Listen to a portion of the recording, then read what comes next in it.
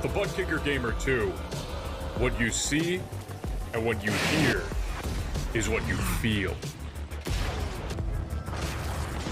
Butt Kicker. The future is feeling.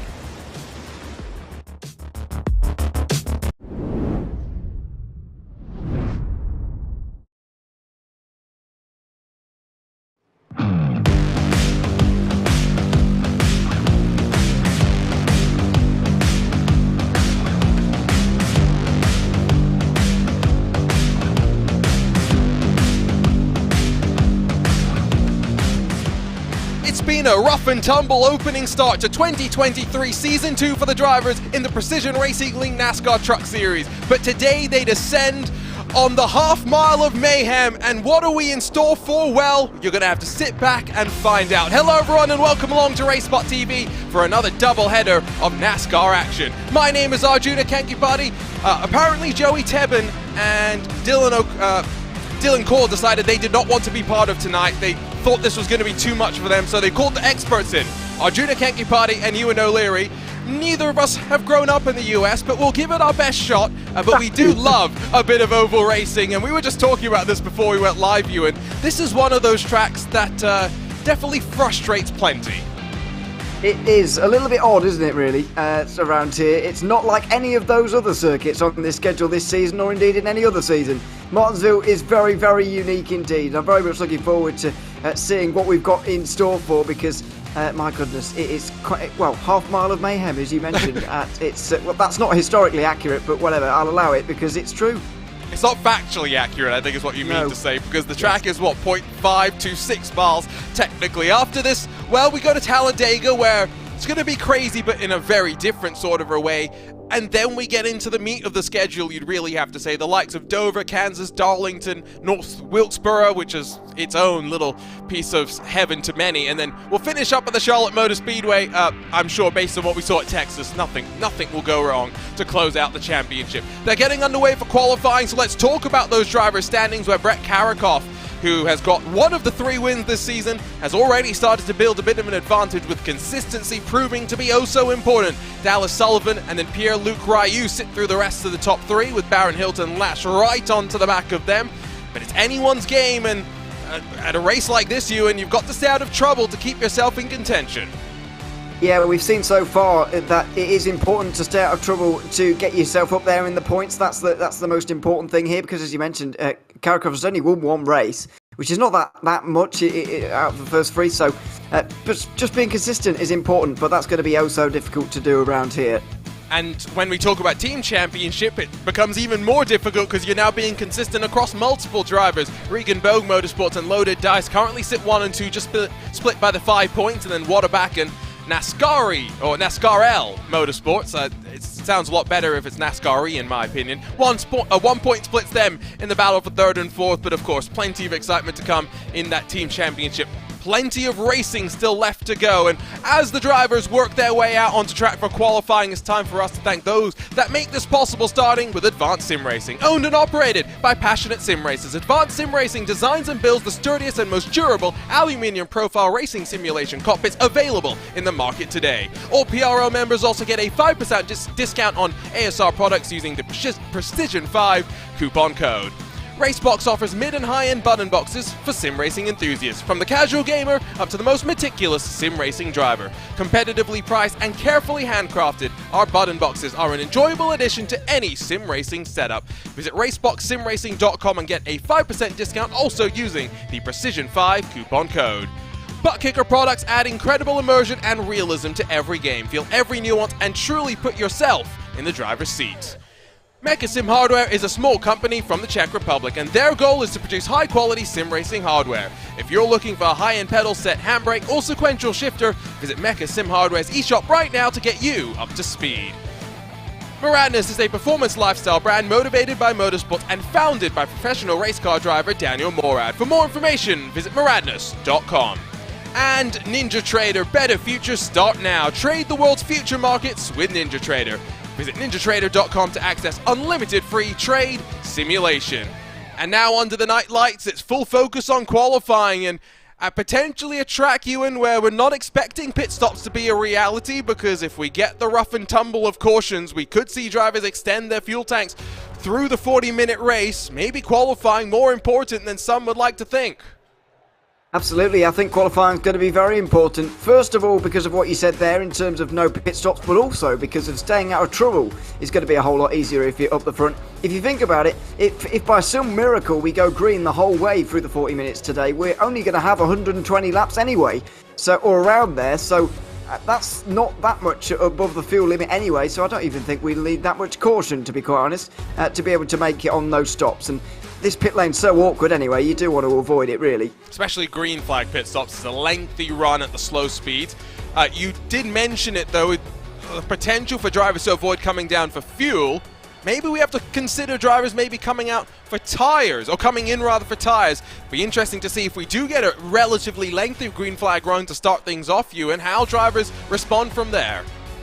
Absolutely, I think it is obviously going to depend a lot on the race situation at the time, and obviously we'll get into it as we get there, but tyres are definitely going to be the important thing. As you say, I don't think they'll need fuel, but tyres may well be needed, and especially for those down the back, if you're outside the top 20 and we get a caution just over 10 minutes in, then why not come in? You're not really losing anything anyway. There are still a couple of drivers that are out on track for qualifying. Here's Colton East today. As we take a look at the wall of zoom, we'll zoom on Colton East today, who's made sure his alliance is clear in the battle of Pepsi versus Coke. Ewan, which side do you come down on?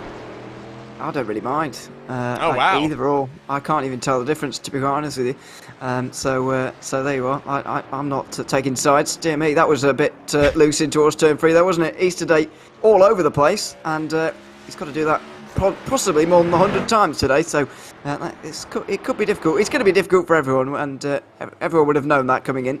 Well, I think with that said and done, though, we are effectively done for qualifying, which means 26 cars have times on the board. It's Hayden Palumbo and Patrick Cowgill that abstain from qualifying, I assume, because of some sort of infringement in the previous races, and it's been a couple of crazy races to lead up to this one. But now, at the paperclip, ready to go for what is round number 4 of this Precision Racing League NASCAR Truck Series qualifying in the books. The drivers turn their attention to the 40-minute race that lies ahead. We'll see how they'll line up, because it is going to be some championship contenders that start towards the front. Brendan Chatley and Brett Karakoff have already fought a couple of times this season. They'll line up alongside on the front row with the championship leader only 200ths off of the pace. It's Nicholas Starling and Kevin McGarvey alongside on row number 2, with Dalton Geyer and Steve Loving sharing row number 3.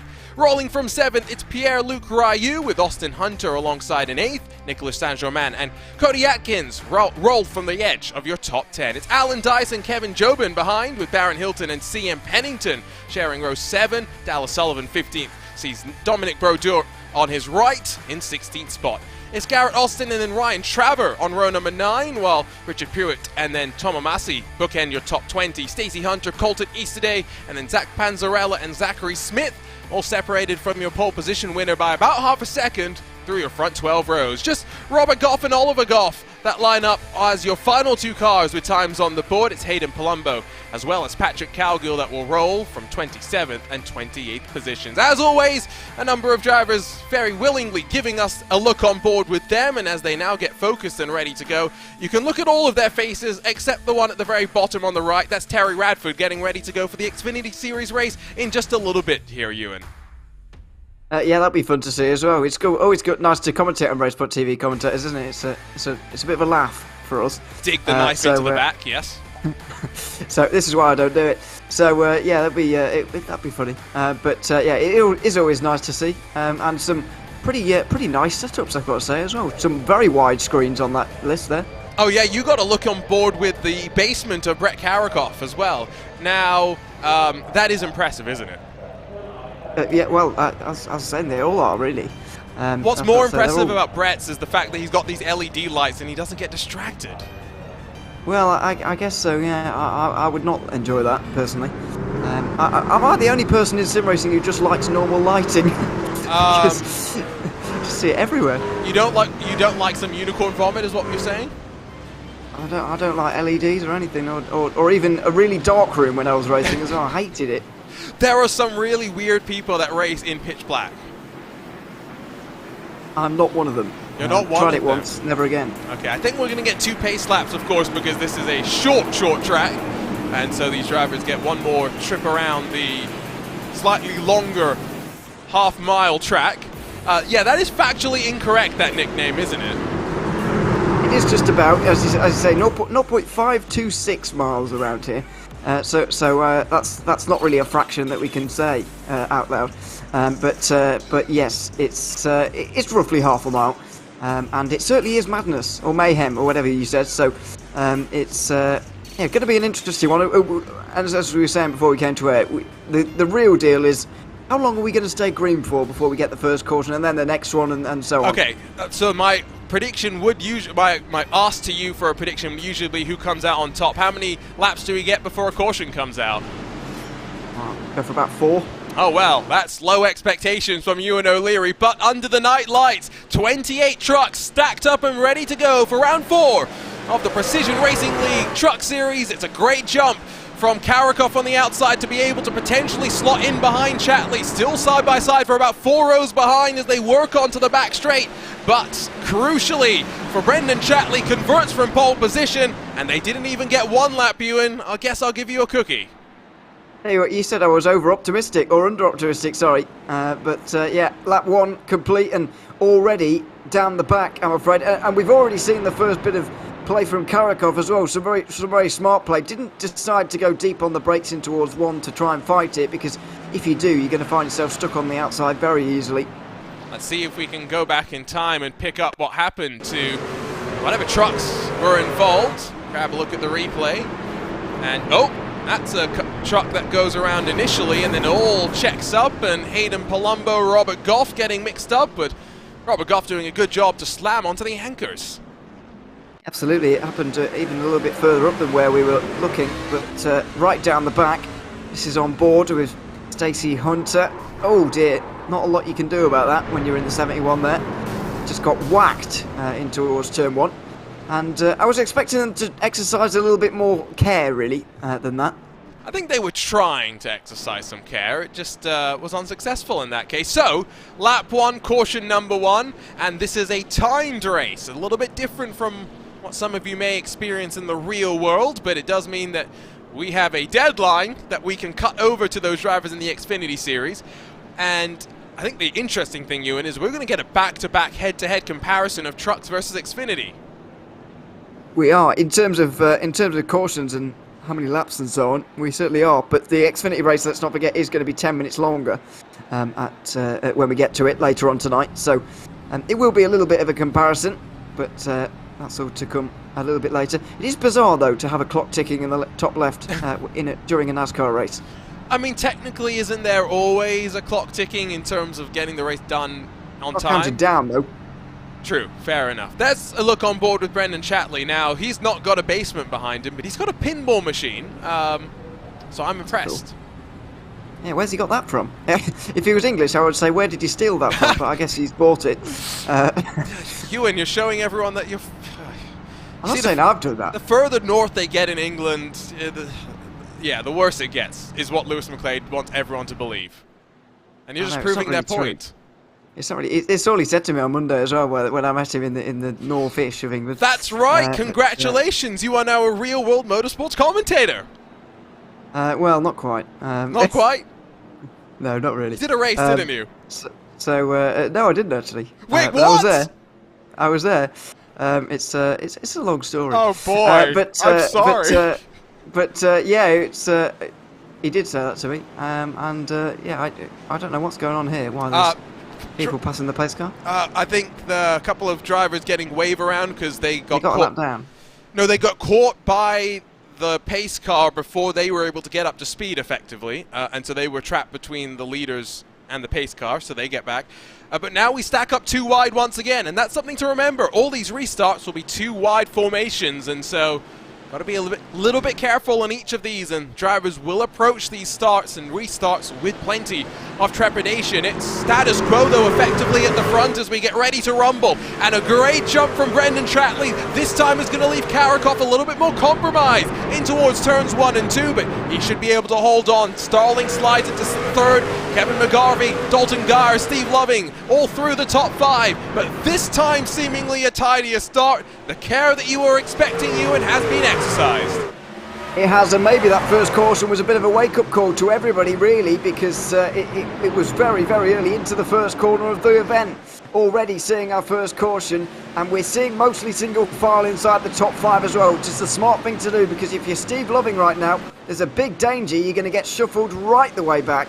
Look at how Brendan Chatley is getting a shove there from Brett Karakov. They're already 6/10 clear of Nicholas Starling in through turns 1 and 2, but it's going to be moot because second caution is out, and I can tell you that Brendan Chatley's probably not feeling too thrilled about that one. Spinning themselves around, Ryan Traver down the back. Doesn't seem to be too much damage down the back here for anybody, which is a blessing, I guess, but unfortunately we do have our second caution as a result of this. I think this is still the first lap out of turn 4, getting bumped again, and yeah, just 24 just seemed to lose track of quite where everybody else was there and just drift up into the side of the 28. It was Richard Pruitt who will jump on board with now in that number 24 Bull Creek Racing car. He's trying, I tell you. It's not like he's intentionally slid his way up the track, no. And he's another one, by the way, if you're curious, that's on the side of Team Pepsi. Oh dear, yes. But yeah, just seemed to lose track really, and squeeze up a little bit too much.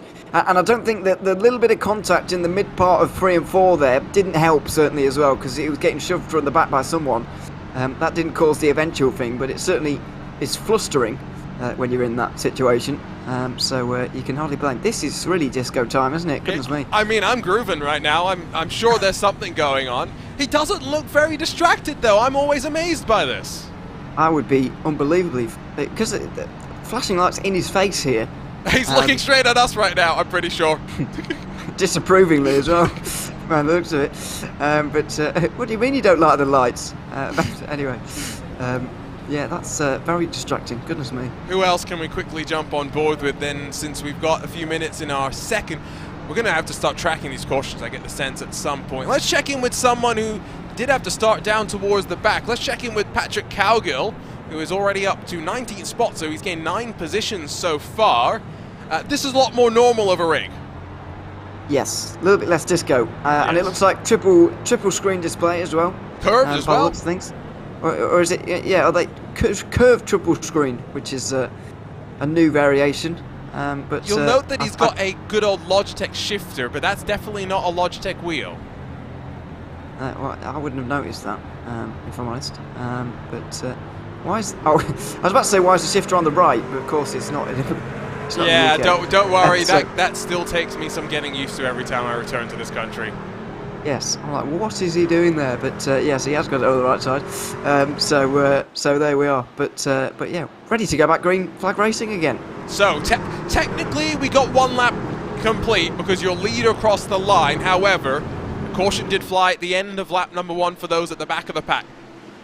What's it going to be? We've already burned about 7.5 minutes off the clock. It's still Chatley, Karakov, Starling, McGarvey. No changes inside of the top 4. There has been some swap arounds in terms of line ordering behind them through the top 10, but basically no major changes. A lot more contested on the start, and Karakov around the outside might have his chance to challenge Brendan Chatley.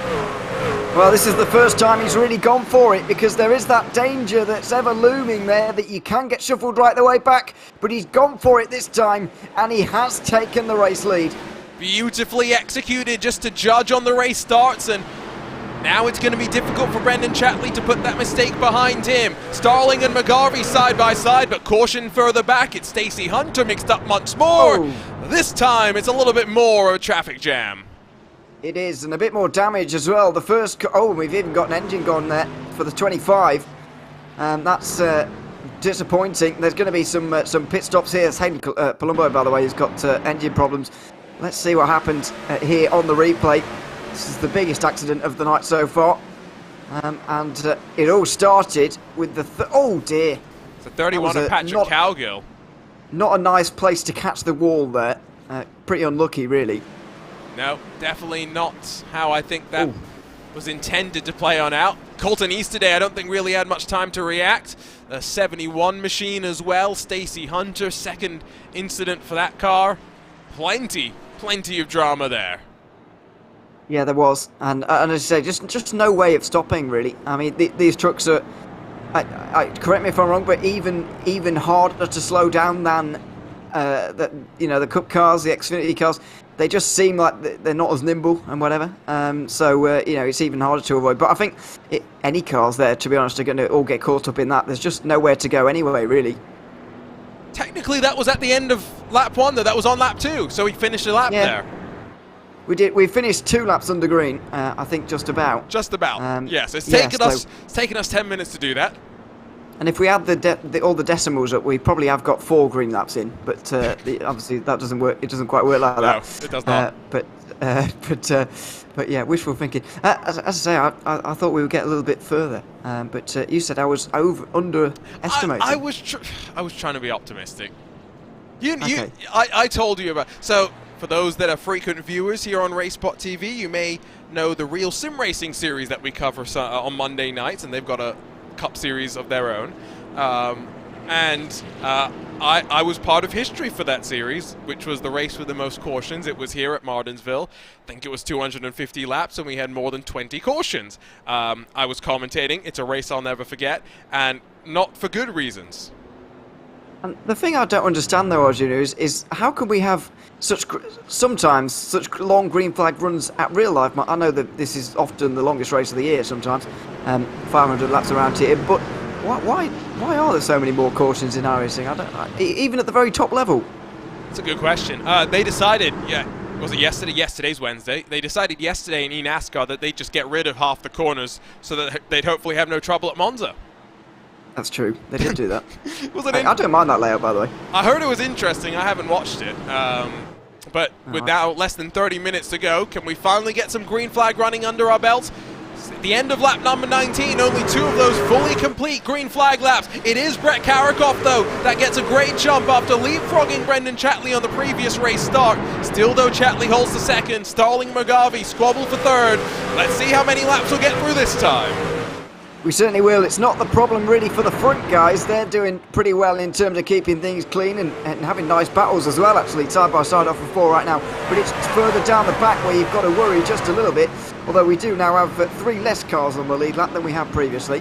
I do like that some of these camera angles you can basically see all of the cars because it is a paperclip in effect. They're almost 3 wide behind. I think Robert Goff had a bit of an issue, but we all get it figured out in time when we stay under green. Big concertina effect in towards turn 1 and 2 that time. Everybody into the front and rear end of everybody else. But thankfully they all kept it on the straight and narrow, and this battle for 6th place continues between Austin Hunter and Cody Atkins at the moment, still side by side.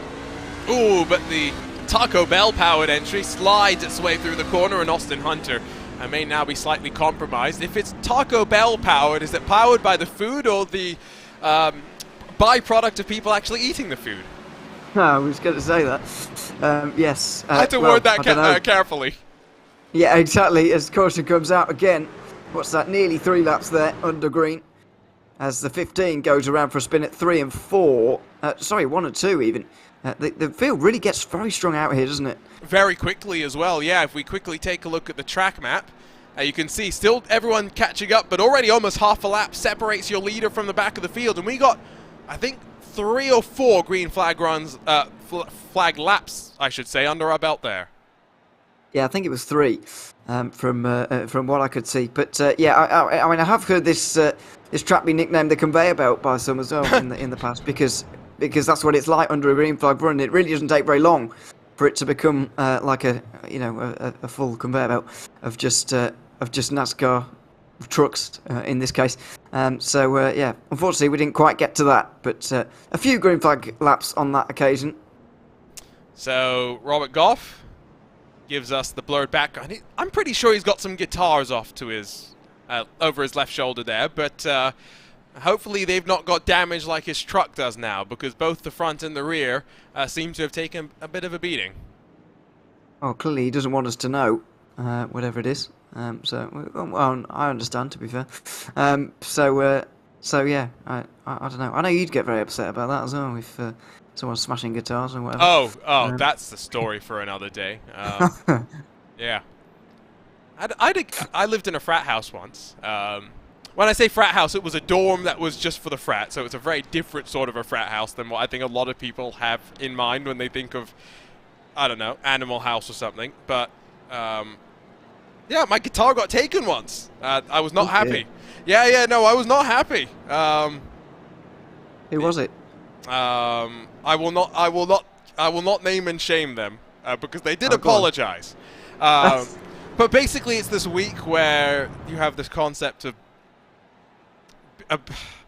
big and little is the way that it's called. Like I think universally across of different programs, but it's like an older class student, takes on a younger class student in a family sort of treat, etc., etc. And then there's this week where basically shenanigans happen, and one of the shenanigans was my guitar being missing. Missing. Yes, you could tell how much I enjoyed it. I don't really. Okay, speaking very loosely, vaguely there, you are. But anyway. Ewan needs to fly himself over to the US and experience college life, because as someone who is familiar with UK culture and whatnot, Freshers Week is something. Don't get me wrong, it's amazing from what I've heard, but. You're all legal in the UK, which makes it very different to the culture in the US. Oh boy, yeah, Jesus Christ. That one distinction changes so much. It's quite it is an experience. Yes. But there we are. How much do you remember of that experience? That's the story of it. Oh no, I very much of it actually. I really didn't go out, so there you are. So you didn't make the most of it. No. Gotcha. I'm not going to go out on my own, am I? Commentators drinking? Who'd have thunk it? Anyway, let's experienced that the other day. A couple of us have done that this past week. Anyway, back to green. It's been a stop and start race and almost at the halfway marker, but it's still Karakov. But now not from Chatley, because another poor start from our pole position winner, and Nicholas Starling fires it up the inside and takes second into turn 3. Yeah, another nice restart from Karakov, who takes the lead once again. Still side by side between Chatley and Loving, and Loving has been so willing, by the way, to be side by side with just everybody so far. Outside, inside, and it's inside again for him this time. He's gone up into third. That's exactly a good place to be, because it means he'll have an inside start for the next restart. You could say he's loving it, but it shows the danger of being trapped on that outside. And now Brendan Chatley, with no emotion on his face, is just going to put this in the past and focus on trying to work his way on forward. Has gone from first to fourth. Still half this race left to go. Green for the time being. 28 started. We're down to 25 on the lead lap. 26 running, because Hayden Palumbo has stayed out. He's one lap down and trying to get back onto the leading lap. You can see it's relatively calm inside of the top 10, top 15. It's outside of that it continues to be frenetic. Yeah, it's single file now inside the top 15, and this is the kind of thing you need when you're trying to get established a green flag run around here, although then you get the frustration kicking in almost immediately, and you nearly see an accident. That was Garrett Austin trying to get down the inside of the one of Baron Hilton, and it's late on the brakes. It's a look to the inside, and they're always the dangerous ones. As they work down out of turns 1 and 2 already. Ewan mentioned this just as we had the caution fly last time by. Field separates pretty quickly. Garrett Austin's going to run himself up high and open the door for Dallas Sullivan in the white and red car. But that Ford's not going to be able initially to get the move done. It's Garrett Austin that's going to filter back into line, more concerned about losing more positions. Already, though, first from 26, split by, again, more than half a lap. Absolutely, and it's not been very many green flag laps either, but that was important for Dallas Sullivan, because let's not forget he's in a championship battle with this man at the moment.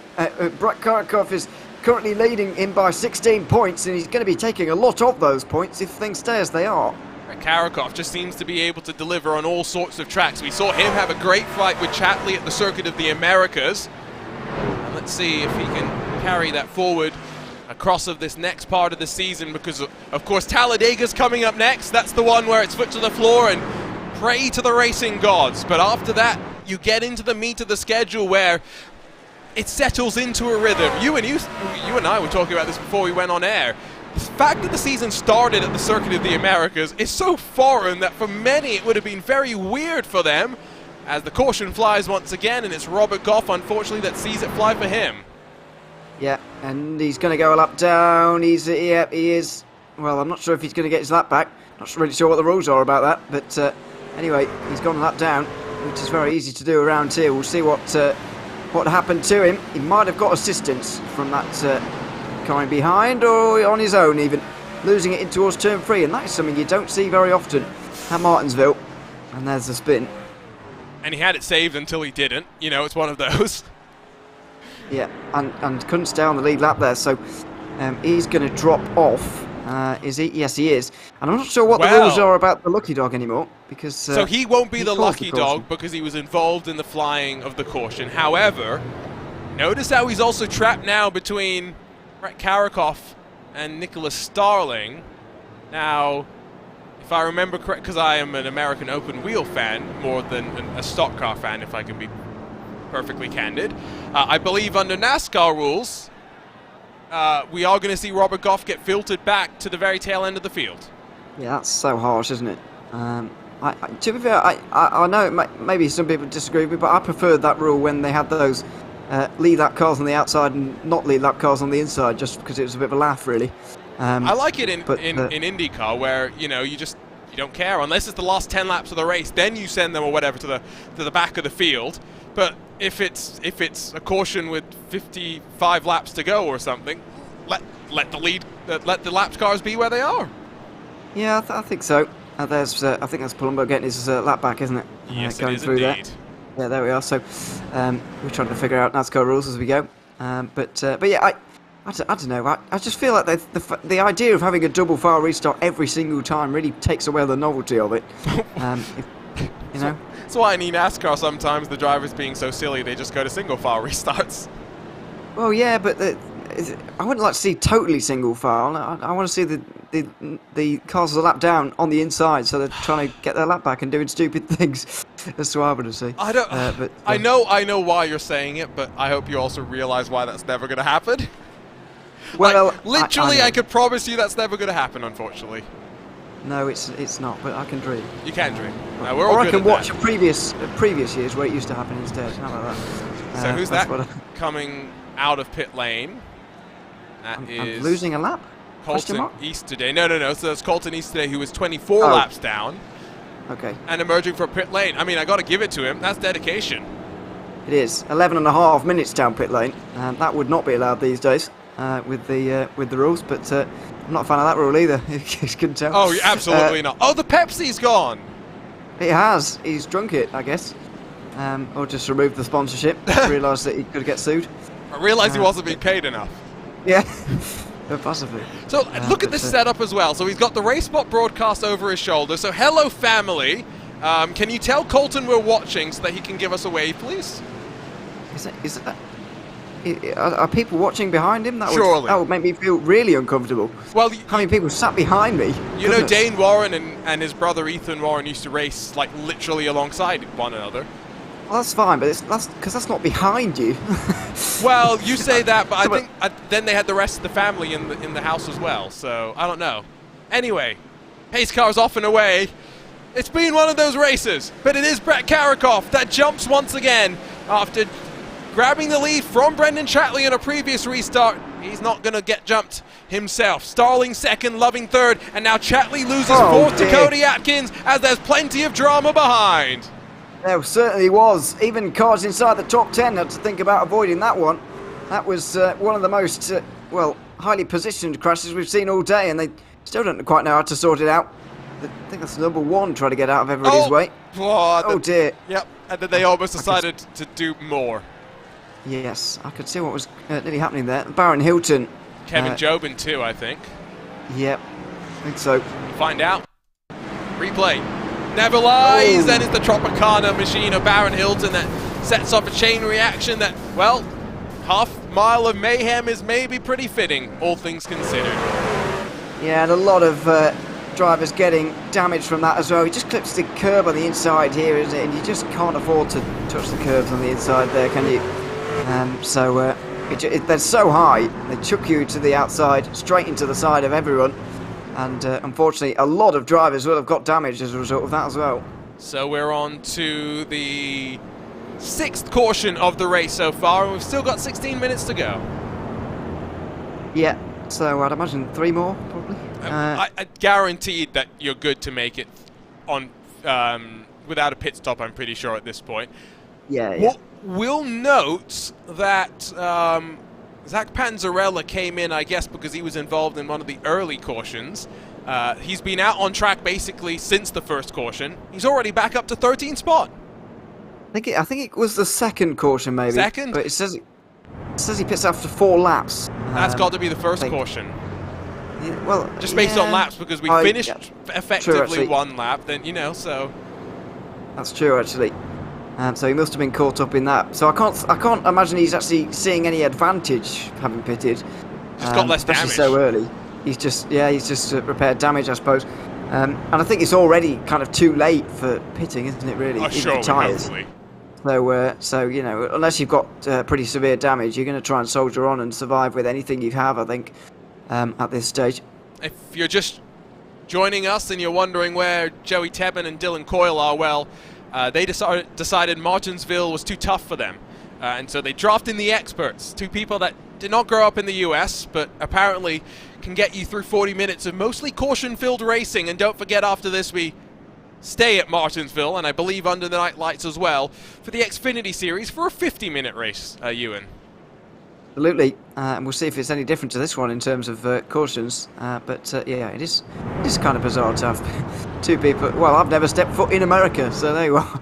I mean, I'm talking about this. I mean, so I'll hopefully be a full-blooded American in a few years' time. So I guess I've got that going for me. That's a bit of a palaver, but though it is a bit of a palaver, as I would say. But yeah, there we are. I'll get through there one day. We're going to have to get you out for the Indy 500. With the main aim, watching one of these, the Indy 500 is... Telling you, best race of them all. Okay. I was telling people that at work today, and apparently everyone knew it as a NASCAR track. Wow, that's very odd. I know, the Indianapolis Motor Speedway, most known for NASCAR. But, front of the field, great jump once again for Brett Karakoff, and Nicholas Starling's going to be under far from Steve Loving, who takes this opportunity to swing his way forward to 2nd. He's up 4 positions, and now behind as they filter off of turn number 2. The question will be, how much can they stack up, and how well can they avoid the inevitable chaos? Well, yeah, let's see about that. But Steve Loving, for me, is one of the only drivers, if not the only one, who could maybe challenge Karakoff here today, who looks so strong, the championship leader at the front of the field. It's going to be really hard for Loving, obviously, on the outside line on these restarts from now on, being in 2nd place. But he's the only one for me that might be able to do it. Once again, through turns 3 and 4, they wind. Oh. It's going to be Nicolas Saint-Germain that plummets after he gets a poor run off of the corner. Got Dallas Sullivan alongside, I think Alan Dice rather alongside, trying to make the move, but now the yellow flag flies again, and once again it's at the back, and it's Tom Omasi that's gone around, and stationary, I think Hayden Palumbo. That looks like it. I think so. Oh no, he's going again, but Tom Omasi doesn't look like he's going anywhere quickly there. Out of 1 and 2, let's see what happened. Down at the back of the field again, as you say. They were already rubbing on the way in. Oh dear me! Oh goodness! So that was Dominic Brodeur in the 51. Yeah, that started a lot sooner than I was expecting that. We're going to need a better camera than that, Mr. Producer. Looks at himself. Let's try this. Bouncing off the wall initially, and then Dominic Brodeur, not much that he could really do. I guess it's Ryan Traver in the 28, or maybe Richard Pruitt in the 24. Couldn't exactly tell who it was there. And their wheels just get connected a little bit, don't they? And it sends them all off the row. The 15 almost separately going off in sympathy, and then everybody going to smash into this. Apart from this driver here, did a fantastic job to avoid everybody there. Was that Baron Glover in the 1? Was it? Baron Hilton. Close. Baron Hilton.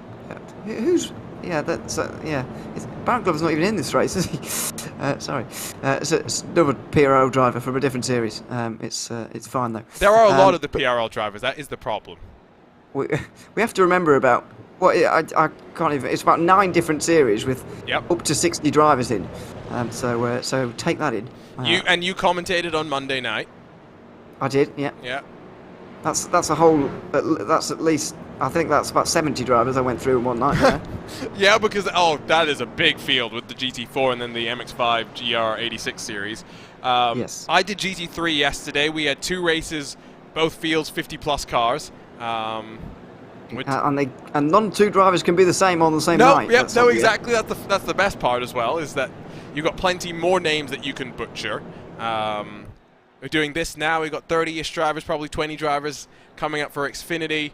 I would be commentating usually on F3 tomorrow, but I've got another broadcast to step off to, so Lorenzo Bonder and someone else will walk you through coverage of that. That's another good... Might be me. I mean, if you're up for it, it's all yours. There's another 30 drivers for you to go and learn about, Ewan. Well, yeah, I've not done the F3 series for quite a while, actually. It's good fun. It is. I like the F3 racing, to be honest. I forgot which car it is. It's a newish car, isn't it? It's got like no wings on it. Oh yes, the one that's not broadcast. That's right before it. The Formula Ray. Whatever it's called. Yeah, I forget what it's called now. That's also an option. That's also an option in the PRL. But it's open wheel night, basically, isn't it? I do miss that. Yeah, I used to miss Thursday nights opening it up with "Hello, everyone, and welcome to Thursday night open wheel doubleheader," because the F4 was always great. Because that car is just, it's not fun to drive by yourself, in my opinion, but when you race with it, it always puts on an interesting race. And then the F3 car is always so tough to tame that that's an interesting one. Yeah, F3 racing is always fun to watch. So yeah, we'll look forward to that tomorrow night. But for now, still got 9.5 minutes left at Martinsville. Well, and is this going to be one green flag run to the end, or are we going to see some more stop and start, maybe only time for 1 or 2 more caution interventions? It's still Brett Karakoff, but this time with Steve Loving alongside, and he's going to have to watch as Nicholas Starling will try and get to his inside, in through turns 1 and 2. Pole position winner Brendan Chatley on the outside of row 3 may slip behind Kevin McGarvey as well, but Karakoff from Loving from Starling, that's 1, 2 and 3, through turns 3 and 4. And the intensity just got ramped up that little bit more. The first 3 or 4 rows have been reluctant to fight early on in this race, but now we're in the final 10 minutes. They're absolutely up for this, and Steve Loving couldn't quite do it on the outside line. He's going to have to look for a different way. Let's see if it's going to be an option for McGarvey to try and work his way on forward, but behind him, Pierre-Luc Rayou and likes of Dalton Geyer and Alan Dice all getting tangled, and there's another caution. It's Nicolas Saint-Germain as well as Dallas Sullivan that go around, and the 311 will try and pick up the pieces as the 46 rolls itself off. That's important for the championship, of course, down to 22nd for the man second place in the championship, and could be over 40 points back by the end of the day. Let's see what happened down here. Oh, the 365 just drifts up slightly, and Sullivan, an innocent party, really. Yeah, not much you can really do in situations like that. And we'll look from up above, you'll just see coming up about half a lane, not even that potentially, but that mistake from Dalton Geyer enough to send the 311 of Saint-Germain around, and poor Dallas Sullivan trapped in a box. Absolutely. And so he'll be losing second place in the championship today, and as I say, will be over 40 points back by the end of the day, quite possibly. Given the fact he's 21 places behind is one of his rivals. That's going to be quite hurtful indeed. Pierre-Luc Rio is not having a bad day, 22 points back at the start of the day, and up there in 7th place right now, so at least he's limiting his losses. Can see those movers and shakers, but it's most notable to note that I think we get one more attempt, and that is it at a green flag run. We saw the caution fly once again with, what was it, about 9 minutes and just under left to go, and so we know that it takes 36 seconds to lap under caution here. You get at least 3 or 4 laps under caution. These are not short caution periods by any means. No, now that we do have people a lap down and whatever, it does take a little bit longer. As a result of all of this. Who's that being let through there just about? Was that Kevin yeah, who got... Wasn't Dallas Sullivan, was it? It may have been, because technically he may not have been classified as being part of the incident, I guess. He did cause it. I know he's part of it, but I would find that harsh if he was not allowed because he was involved in it.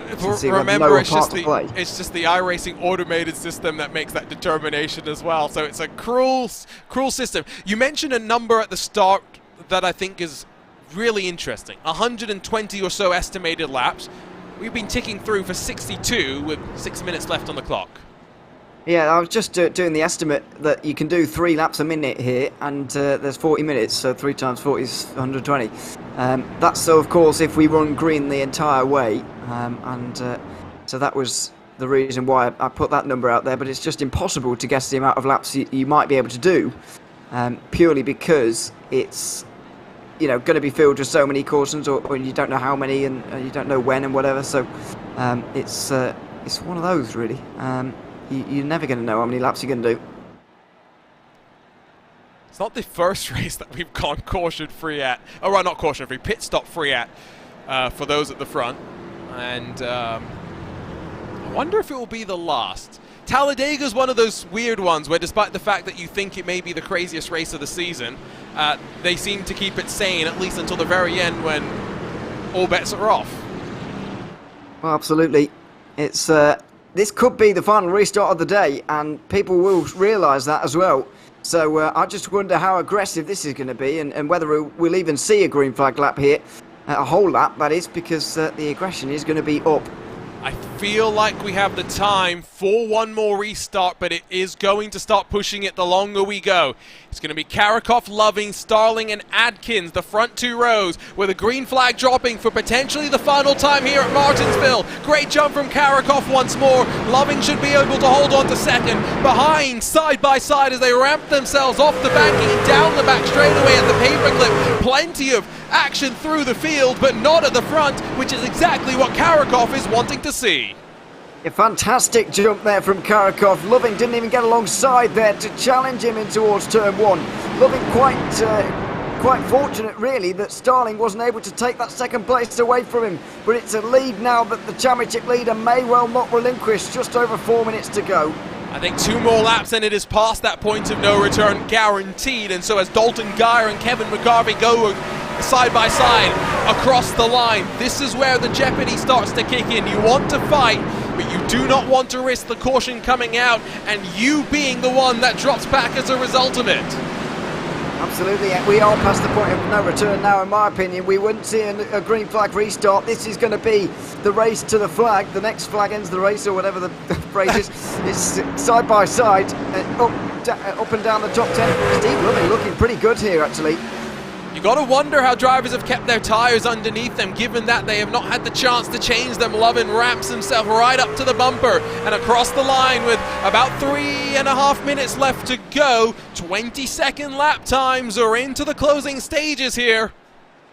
We certainly are. Less than 10 laps remaining, whichever way this race runs from this point. Loving starting to make some moves and put the pressure on Karakov right now. And there's lots of pressure being put on everybody inside the top 5 right now, and they're mostly single file. They all seem to have calmed it down inside of the top 10, which is good news for those still trying to make a few charges towards the very end. Now less than 3 minutes to go. Loving again, a little bit better on corner entry as he runs a slightly tighter line, but that allows Karakov to ramp himself off and get the better charge down the straights. Loving has got to start using the aggression here. He's entering a little bit higher into 1 and into 3 as well. He's trying to get that straighter exit for a better run, but you just saw him got loose off of turn 2 there. He just got the power down too early, slid out and had to save it, had to correct himself, and he drops to 0.4 of a second, which he really can't afford. At the line, this time by, should be 7 laps to go if we stay green. By no means guaranteed, and so Brett Karakov, with the disco lights going, searches to be the first repeat winner in the season. Absolutely, and it's looking very, very good for him right now. Even if Loving was right on the back of him right now, I feel as if he'd have to use the bumper to try and get through. And is he going to be willing to do that to the championship leader this early on in the season? Is Loving going to be that aggressive? I'm not entirely convinced that he would be. They may have traffic to deal with. That's Colton Easterday down the road. How's he going to position himself? Remember, he is 24 laps adrift, not likely to pay too much of a consideration. Kevin Jobin as well in the 54, maybe someone to watch out for. Easterday goes up high, 90 seconds left at the line. So what is it going to be? 5 laps quite possibly here if we stay green, and there will indeed be traffic. So Loving has a chance here, but Starling could well be the saving grace for Karakov as he's applying the pressure for second place right now. Kevin Jobin not going to be a consideration after all. He gets out of the way. And now, time and laps winding down. Steve Lovin running out of opportunities to crack one more position gained and to get to the top step of the podium. 60 seconds left in what has been a stop and start race. We may go green all the way to the checkered. Yeah, this has been a nice green flag run to end the race, actually. It's been enjoyable. Hopefully, unfortunately, the whole race hasn't been like this, but it has been enjoyable. Now Starling comes on the inside of turn 1. This is the moment for second place. And this is surely the race lead conceded for Loving and Starling, battling to be second on the podium. Starling now still alongside as they come towards the line to take what should be 2 laps left to go. Very close. Loving was very strong in the early part of this run, but as it goes on, Starling just getting that little bit better, and with the 27 hung up on the outside, surely Starling is going to be able to beat him to the line for second place here. One more lap to run, and it is now 1 full second that Brett Karakov leads by. With traffic pulling out of the way, he sees the white flag as Nicholas Starling slides forward to second. Oh, and Loving tried to get down the inside, but the 05 was down on the inside at turn 1. He couldn't do it, and he might lose third. Still the opportunity for Cody Atkins, but doors shut there. Front of the field, though, it's Brett Karakov in his quest for the championship. A pump of the fist as he returns to victory lane. The first repeat winner in 2023 Season 2 of the Precision Racing League Truck Series. And I tell you what, those stop and start moments, Ewan, can be so difficult for drivers to keep mental focus, but Brett Karakov was ready every single restart, got the jump on Brendan Chatley, and after that did not look back. Absolutely, and let's not forget that he was the only driver to overtake for the lead on the outside line. Let's not forget how impressive that was from him to be able to do that. And so fully deserving the win. Almost nonchalantly came over the line there, didn't he? As if it was no big deal. But a nice green flag run to the end, and he did have to survive quite a challenge from Steve Loving towards the end of that race. Steve Loving then unfortunately lost ground to Nicholas Starling, but up and down, a good run to the end for plenty of drivers. They'll at least take that away from what might have been a rather frustrating race for plenty of others. A quick rundown through your race results then as Brett Karakov grabs his second win of the season, his first since that first round of the championship. Behind him, it's going to be Nicholas Starling in the first of the 2 BDY Racing entries. Then Steve Loving grabs the final spot on the podium. Cody Atkins could only do so much in the final couple of corners. It's Austin Hunter and then Pierre-Luc Ryu that sit 5th and 6th positions, while Brendan Chatley started on pole position, unfortunately drops down to 7th. The outside line proving to be his demise. Dalton Geyer and Alan Dice 8th and 9th positions, with Kevin McGarvey finishing out the top 10. 11th sees Garrett Austin in the Regan Bogue Motorsports number 34, while Patrick Cowgill recovers up to 12th position. Zachary Smith, Richard Pruitt, and Zach Panzarello, the rest of the top 15, with Barron Hilton, Dallas Sullivan, Nicholas Saint-Germain, Ryan Traver, Dominic Brodeur. Through your top 20, plenty of those teams and drivers experiencing plenty of difficulty over the course of today's running. Finishing in 21st position, it is Oliver Goff. Hayden Palumbo, the final car, scored on the lead lap, with Seeing Pennington coming across the line in 23rd position. Kevin Jobin, Tom Amassi, Colton Easterday, Robert Goff, and then Stacey Hunter through the rest of the field. And let's not dawdle for very much longer, because after what was a slog of a race for plenty of the drivers, Ewan O'Leary is standing by with your race winner, Brett Karakov. Yeah, let's bring him in. Brett, welcome to the booth. Good to have you here, and congratulations as well on the win. How was the stop-start sort of nature of the racing? Lots of cautions as we expected. How difficult is it to deal with that? When you're in the lead, you can control it because of the restart zone and where it's at, so you just play around a little bit, and as long as you jump, you're good. You mentioned that, but you did manage to take the lead on the outside line, of course, on one of those restarts. Just how difficult was it to go, deep on the brakes and round the outside in that way? Yeah, that one surprised me a little bit. I gave him some room, and he gave me a lot of room, so I figured with all the cautions I better take it. Absolutely. And what about next week? It couldn't be more different. Talladega coming up. What are you expecting? This one was big because I haven't had to use my drop week yet, so we're going into Talladega, and with that at hand, I can run and be aggressive. Absolutely. Congratulations on the win here tonight, Brett, and thanks very much for chatting to us. Yeah, I appreciate it. Thank you. Thanks very much. Brett Karakoff there, victorious here at Martinsville. Just behind, in second place, Nicholas Starling, who also joins us now. Nicholas, welcome to the booth as well. Second place here, and had a good battle with Steve Loving towards the end as well. What was that final run like? Yeah, that final run was a blast. That was the run I think we were all waiting for there. And me and Steve, we actually raced really hard at Coda, but we were probably kind of back in like 10th, 12th area. And this is my first season running PRL and having a blast so far, and really having a blast battling Steve. I kind of think we're going to be around each other a good bit. So, yeah, side by side, and we were staying off each other and battling it out. It was fun. And I'll pose the same question to you as well. What was the stop-start nature of the racing like, especially early on with lots of cautions, and how different or similar was it to what you were expecting? Yeah, I kind of figured it was going to be a little bit of that. I was kind of hoping, like, first half of the race, we kind of get it out of our system, and the second half we get some runs there, which I think that last run shows what we were capable of there. So I love to see that. If we were going to have a good run like that, I'm glad it was the last one to the finish. But yeah, I mean, when those races go like that and you got the restart zone on, I mean, that's just very crucial. So Brett did great restarting there from first.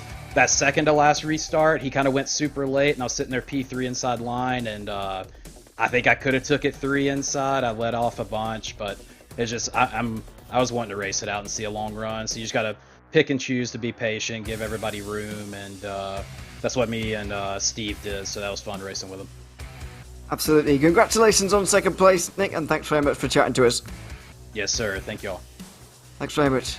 Nick Starling, second place here, just ahead of Steve Loving, who also joins us from third. Steve, welcome as well. There was a point in that race where I really thought you were going to steal that one. Just how were you feeling on that last restart? Especially, did you feel like you could maybe take the win there?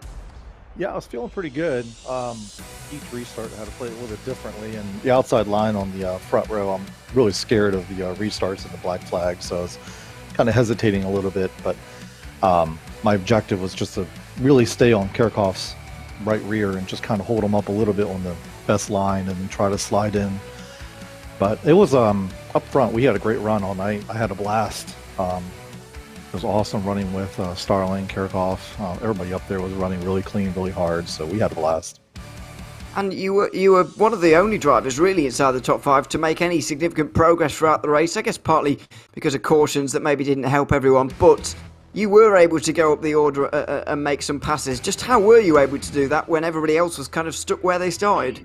I was kind of, I was talking to my teammate in comms. I was kind of hoping for the cautions, so I was running the corners pretty hard. On the restarts, I would up my brake bias so I could dig it in a little bit deeper. So if there was a caution, I'd have a nose ahead, be able to edge it out. Outside line was doing a little bit of a reverse diamond, and just trying to pinch some on the inside. I was trying to push it in deep, and just felt like if I could just nudge everybody off by a foot or two, it'd just be a spot after a spot, and eventually I could start getting into a defensive mode and go after first. But gave it my best. It was a good run. I'm just glad I didn't get caught up in a wreck. It was certainly good fun to watch as well. Steve, congratulations on third place, and thanks very much for chatting to us. Yeah, real quick, let me thank Love Racing for all the support, and the league, Charles for doing a great job. PR was fantastic. So, and you guys, of course, you guys do wonderful on the broadcast. So appreciate everything you do, and glad to be interviewed.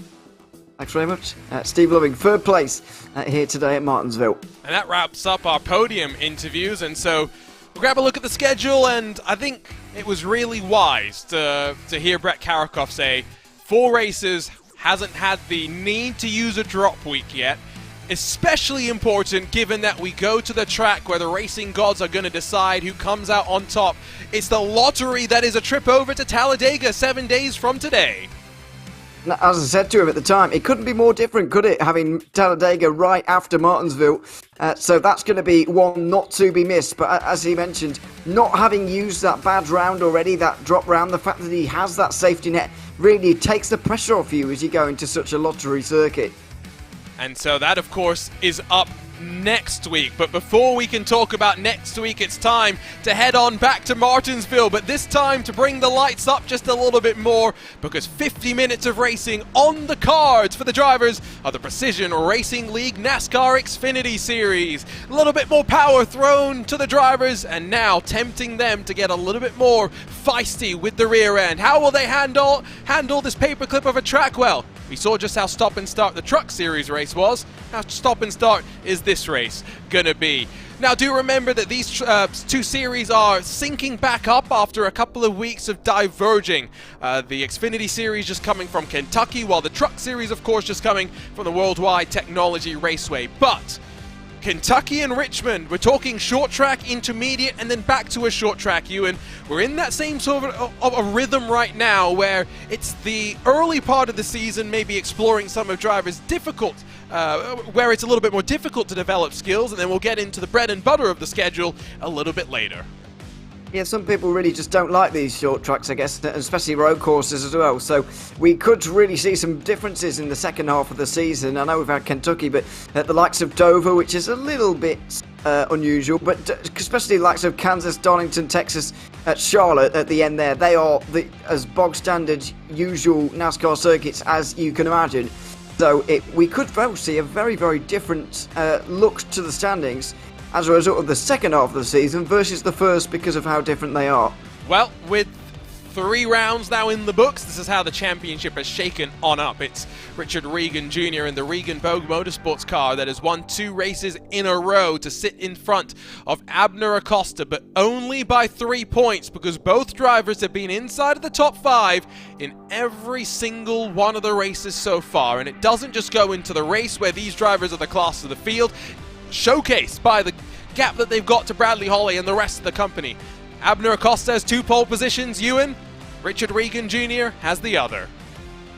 Absolutely, and it's probably going to be one of those 2 again in terms of pole positions and fastest, race victories as well.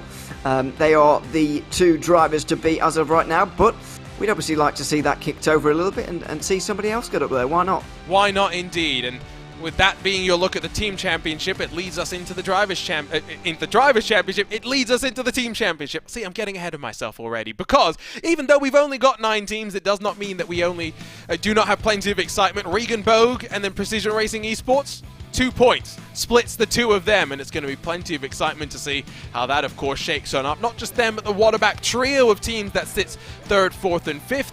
Not far back to Carl Ramrod, Bull Creek Racing, Riding Shotgun Motorsports, and then YS Motorsports, the 9 teams that we do have in the field. Before we get underway with qualifying, let's take a quick look at the drivers' webcams once again, because now we rotate the faces around. We get Jeff Evans up there in the top corner, Corey Precker alongside him. Brett Karakoff has gone off to celebrate, if you're curious.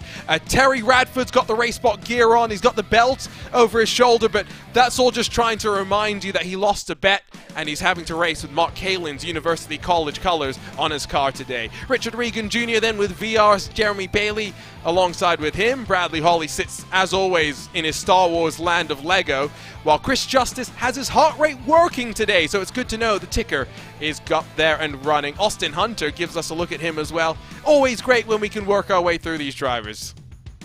Yeah, it is. We got plenty of them as well to have a look at, and it makes it feel a bit more personal. And as I said many times, I always like to see people's setups as well, to see just how far sim racing has come in the time I've been here, because the days are gone where just a single monitor will do.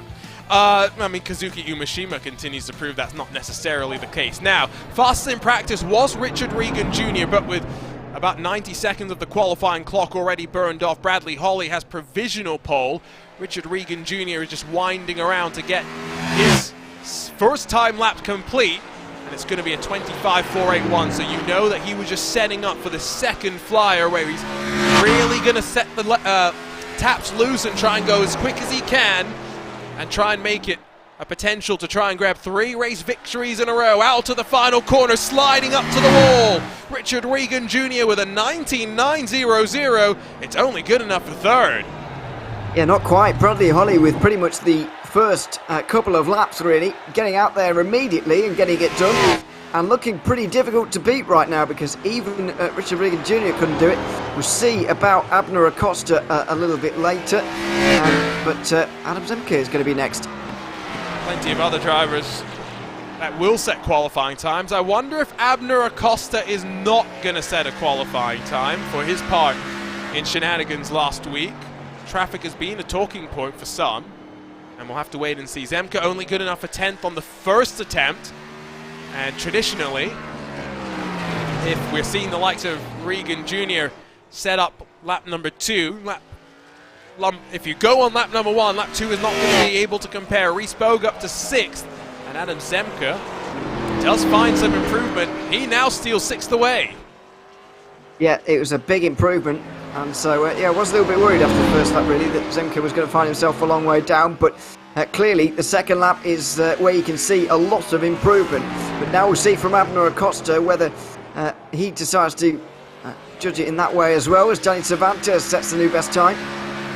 Oh, and that's by 6,000ths of a second for Cervantes, who's been somewhat consistent, but it's not going to matter. Abner Acosta, we were waiting for him to throw himself onto the board, and with his first attempt in qualifying, it's a 19.860. It's 300ths clear, but Danny Cervantes steals it back. Can Abner Acosta grab it at the line? No, he will not. It's the 25 on pole. Well, that is a surprise. Danny Cervantes outdoing Abner Acosta and takes his first pole of the season. So that is a turn up for the books. And a pleasant surprise as well for the driver of the 25. That's not a pleasant surprise for Daniel Knight, I'm afraid, who's gone around in towards turn 1. But wow, that was a surprise. For a second, we all thought it was not to be for Danny Cervantes, but second lap for him. That's a good sign if he was able to keep his tyres underneath him. 60 seconds left to go in the session. Nicholas Hunter to the line. Cuts half a second off of his qualifying time, but it's only going to be good enough to jump inside of the top 20. Only one more car that I think we expect to throw a time onto the board. It's Elliott White in the pink Precision Racing Esports car. As he comes out of the final corner to the line, it's going to be a 20.2 on lap number 1. Let's see if he can find some more time on the second time of asking. Yeah, a bit of a surprise to see him here, to be honest, because I saw him do well in the on Tuesday nights in GT3 series last season. Didn't quite get the championship, but he was certainly up there and contending and winning races and so on. But here he is in the Xfinity series, not quite going as well here. None of his laps counted. No, this is weird, and they're still not counting. Yeah, so not sure if we missed something there. So Elliott White is going to join Terry Radford, as well as Doyle Lawrence, and starting at the very tail in the field as qualifying draws to a close. And now the drivers line on up and get ready for a 50-minute affair. If we go green, and that's a big if, it would be 150 or so laps. We only got about 65 in 40 minutes with the Truck Series. What does the Xfinity Series have in store for us? We're about to find out. Let's head down trackside and run you down through the starting grid for the second part of the Martinsville doubleheader. It's Danny Cervantes and Abner Acosta that share the front row, with Bradley Holly and Jeff Evans behind them. Richard Regan Jr., the championship leader, has Doug Evans on his outside, while starting in 7th spot it is Mark Kalin. Daniel Knight and Chris Justice and Thomas Sink, they're all through your top 10, with Adam Zemke and then Reese Bogue sharing row number 6. It's Mike Knight and Charles Sumner behind them, with Colton Lane in 15th, Corey Precker in 16th. Jim Westerfield and Matt Gagnon share row number 9, while Jeremy Bailey and Nicholas Hunter complete your top 20. Jacob Emery, the final car with a time on the board, and then Elliott White, Doyle Lawrence and Terry Radford, the final of the cars that will roll out here for action as we get into the night at the Martinsville Speedway. We're not going to start under night conditions, but we will finish under the night. That's your starting grid, and just a reminder, another quick look at the faces that will go racing today. The championship leader in the middle, Terry Radford, said he's got a message for us, but I don't know about you, Ewan. There's definitely not a message I can read. There looks to be something written just to the right of him as we look at it. Maybe? Are they words? They must be, I don't know. But yeah, that's the only guess I can give. Don't really know. I can't read it. We'll see if we can get the magnifying glass out at some point. The cars roll away. Remember, 2 pace laps for the drivers to get some temperature into their tires as well. That's going to be a crucial thing, given that we know how important these starts can be. And it was interesting as well listening to the drivers in that Truck Series interview and giving us the word that outside on the front row is a scary place to be, given how the start zone is working. Absolutely, but it's also the place that also kind of makes sure that you're not really, going deep on the brakes in towards turn 1 and really challenging. So it's kind of making the pole sitter look very, very secure in their position, really. So I hope that's not going to be the case throughout the entirety of this one. But yeah, that does kind of discourage second place from even trying, really. Terry Radford is going to get in trouble, I think, with some of the drivers, because he was sitting stationary on the grid waiting for us to hopefully take a look at the sign. He wants everyone to know that he loves you for watching, and he loves everyone at RaceSpotTV. It does not mean that we're not going to dig the knife into him as we get ready to go racing here, you. And how many laps before we see a caution this time around? I think it's going to be less than 4 from what I've predicted last time, but you never know. Different set of cars, different set of drivers. Well, add 10 more minutes to the clock. Is that the only change from what we saw earlier with the trucks? Danny Cervantes shocks the likes of Abner Acosta, as well as Richard Regan, to put it on pole. But Abner Acosta with a great jump on the outside may lead on the run down into turn number 1 and 2. Acosta, the tyre whisperer, cannot be allowed to get clear to the lead, but Danny Cervantes can only do so much. Acosta grabs the point into turn 3 and 4. Very, very impressive, and we mentioned that Acosta is so good on road courses. Well, some of these braking zones are what you'd see on a road course, to be honest. He is very, very strong around here. It would suit his characteristics, and for him to take the lead in that fashion already is very impressive. I did not know if someone was going to time the start that well, but Abner Acosta did just enough. And now maybe a two-car train to start stretching their legs. Already 2 laps in the books. It's a promising start, because even though you've got jukes from the likes of Daniel Knight on the inside of Mark Kalin, plenty of room being given, I think these drivers are more focused on just getting to the end of the race. Yeah, they certainly are. A few people find themselves in the outside wall of turn 2 there, and Mark Kalin had a real big save on round here at turn 4 last lap as well, by the way. But everybody's managed to save it, and we're all still clean and green after 3 laps here at Martinsville, which is absolutely fantastic. Hopefully we can settle in a little bit here. I think we're getting into that rhythm now as well. Behind Charles Sumner, they still fight, but Chris Justice up the track sees Reese Pogue dive to the inside. Now, Chris Justice does the very nice thing of bringing us on board with him and giving us the heart rate. Last time it was not working in that the heart rate monitor said 0, and so we all knew that Chris Justice was no longer with us. However, he was being resurrected to join us here today.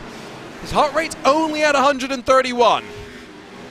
That's just been Easter, hasn't it? So, there you are. Relevant.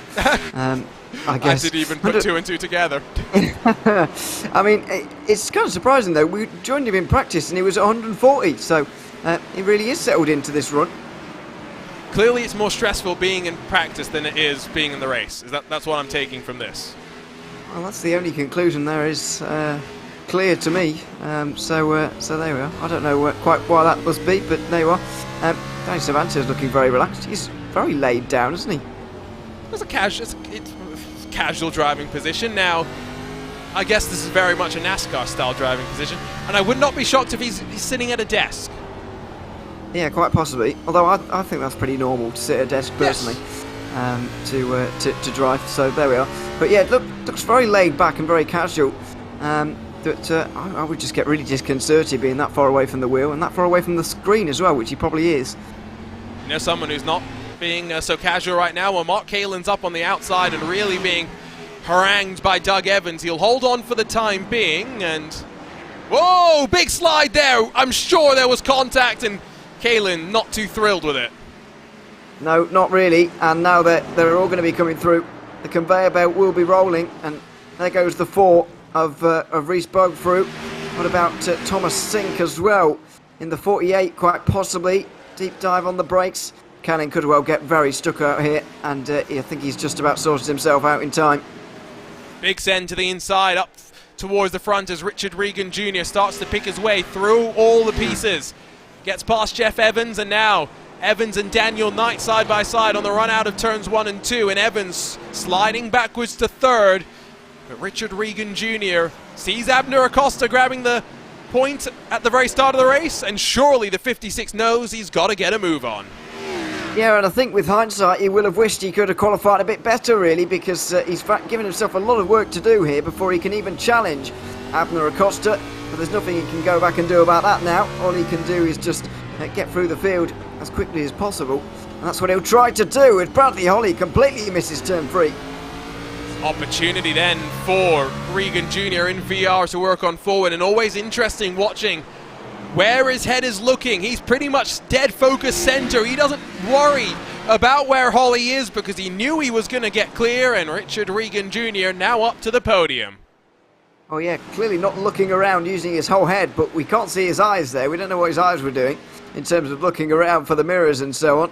I bet he was worried for some period of time, but there we are. Clear now and up to third place. But this is a really pleasant surprise. First 5 minutes and nice green flag run to start. We've got 14 laps so far under our belts, Ewan. What do you have to say about that? Well, just a pleasant surprise, as I said there. You know, it's I wasn't expecting it after the truck race, certainly. But then again, I think it was one of them said, I can't remember quite which one, but one of the drivers we chatted to said, you know, the final green flag run did show that, you know, it is possible, you know, it can be done to have these long green flag runs, and so we're proving it once again here. Reece Bogue just kissing the wall on the outside as they ran their way to the line.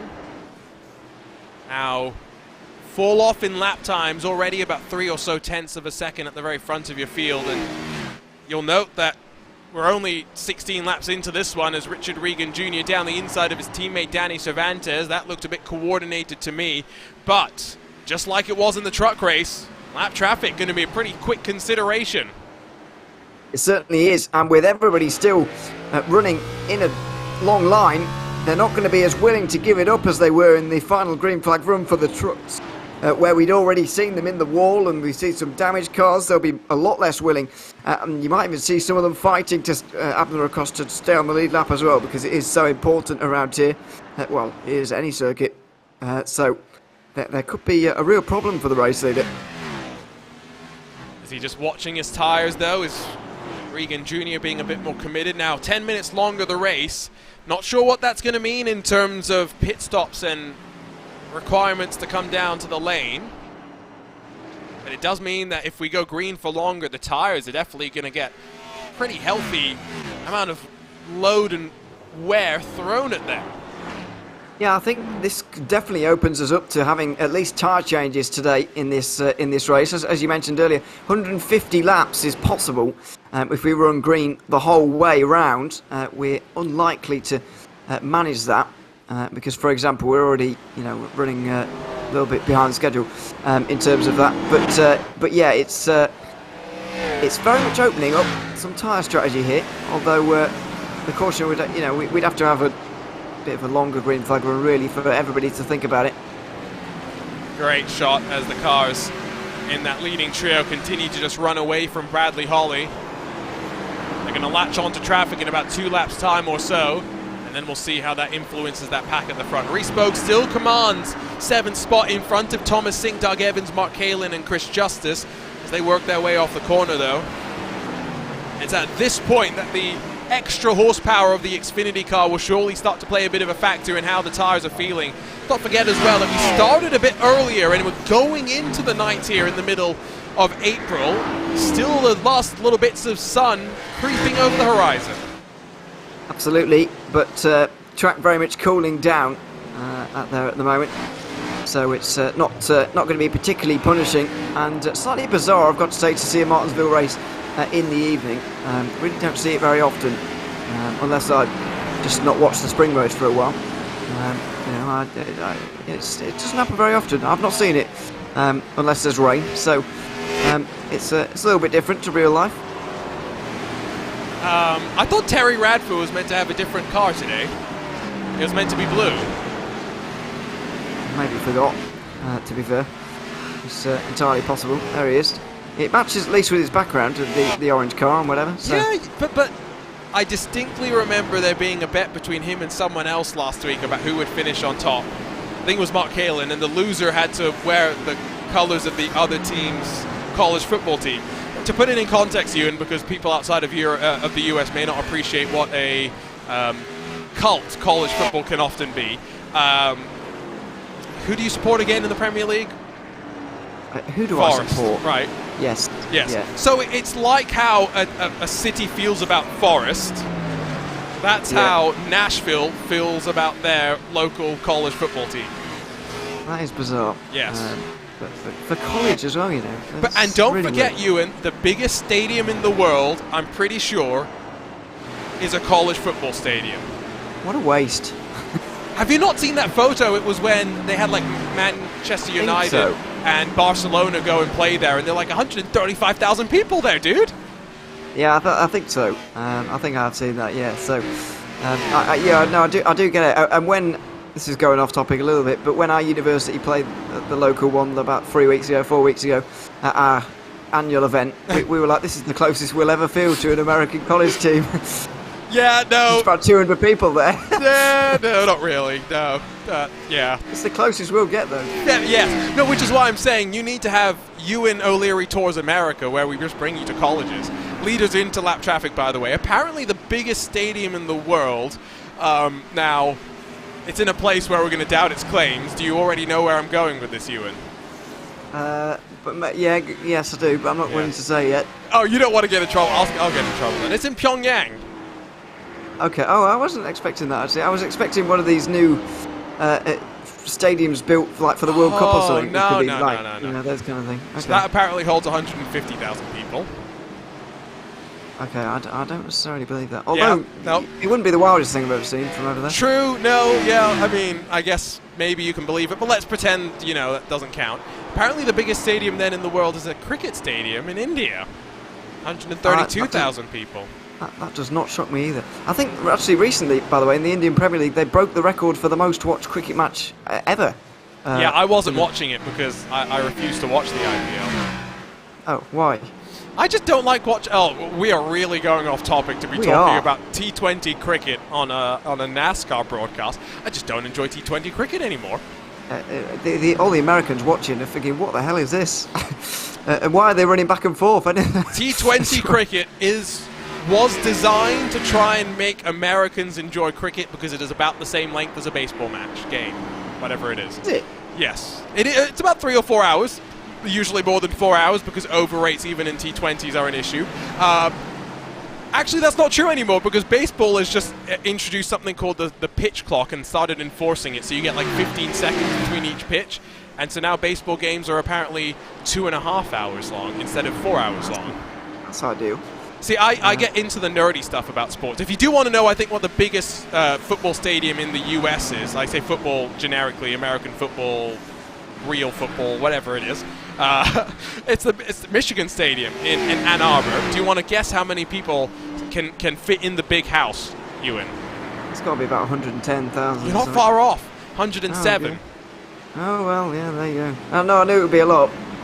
We've only got space for 90,000 in our biggest stadium. We've kind of run out of space, to be honest, to build stadiums. Anyway, we've got to have somewhere to live. So the second biggest stadium is 106,000. Do you want to guess what this one is called? Because this has got a fantastic name. Oh dear, this is going to upset me, I think. No, well, maybe not you. No? No, I've got no idea. It's called Beaver Stadium. Oh, that's just American, isn't it? Really? It's an interesting one. And then, of course, you've got the obvious one, the Ohio Stadium. 5th largest in the world, 103,000 people. Yeah, you lot just have a lot of space to build these things, to be honest.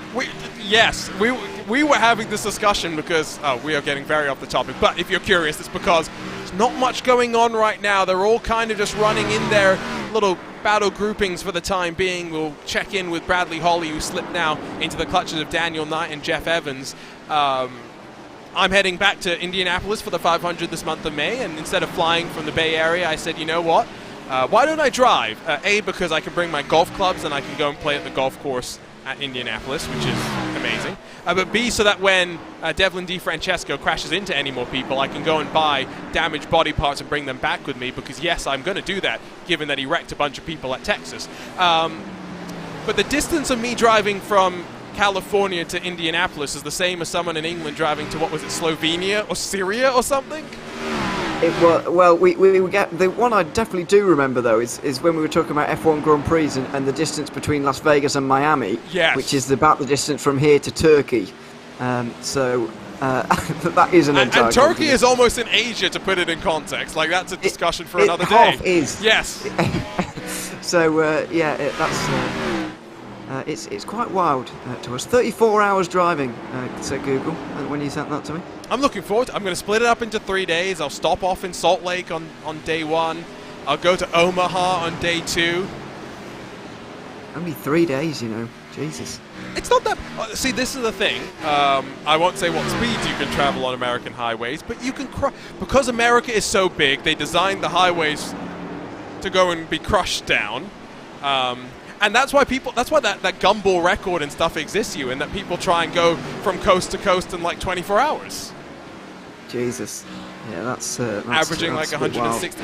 I would highly recommend, if you have never gone and just watched and listened to some of the stories of people doing that. It's really interesting, because there are people that did it in like a Tesla, Ewan. So they're like trying to hypermile, like, right, how fast can I go with being as efficient as possible? Which chargers are the best and give me the most juice? It's interesting, I tell you. It sounds a bit wild to me, but there we are. It's America.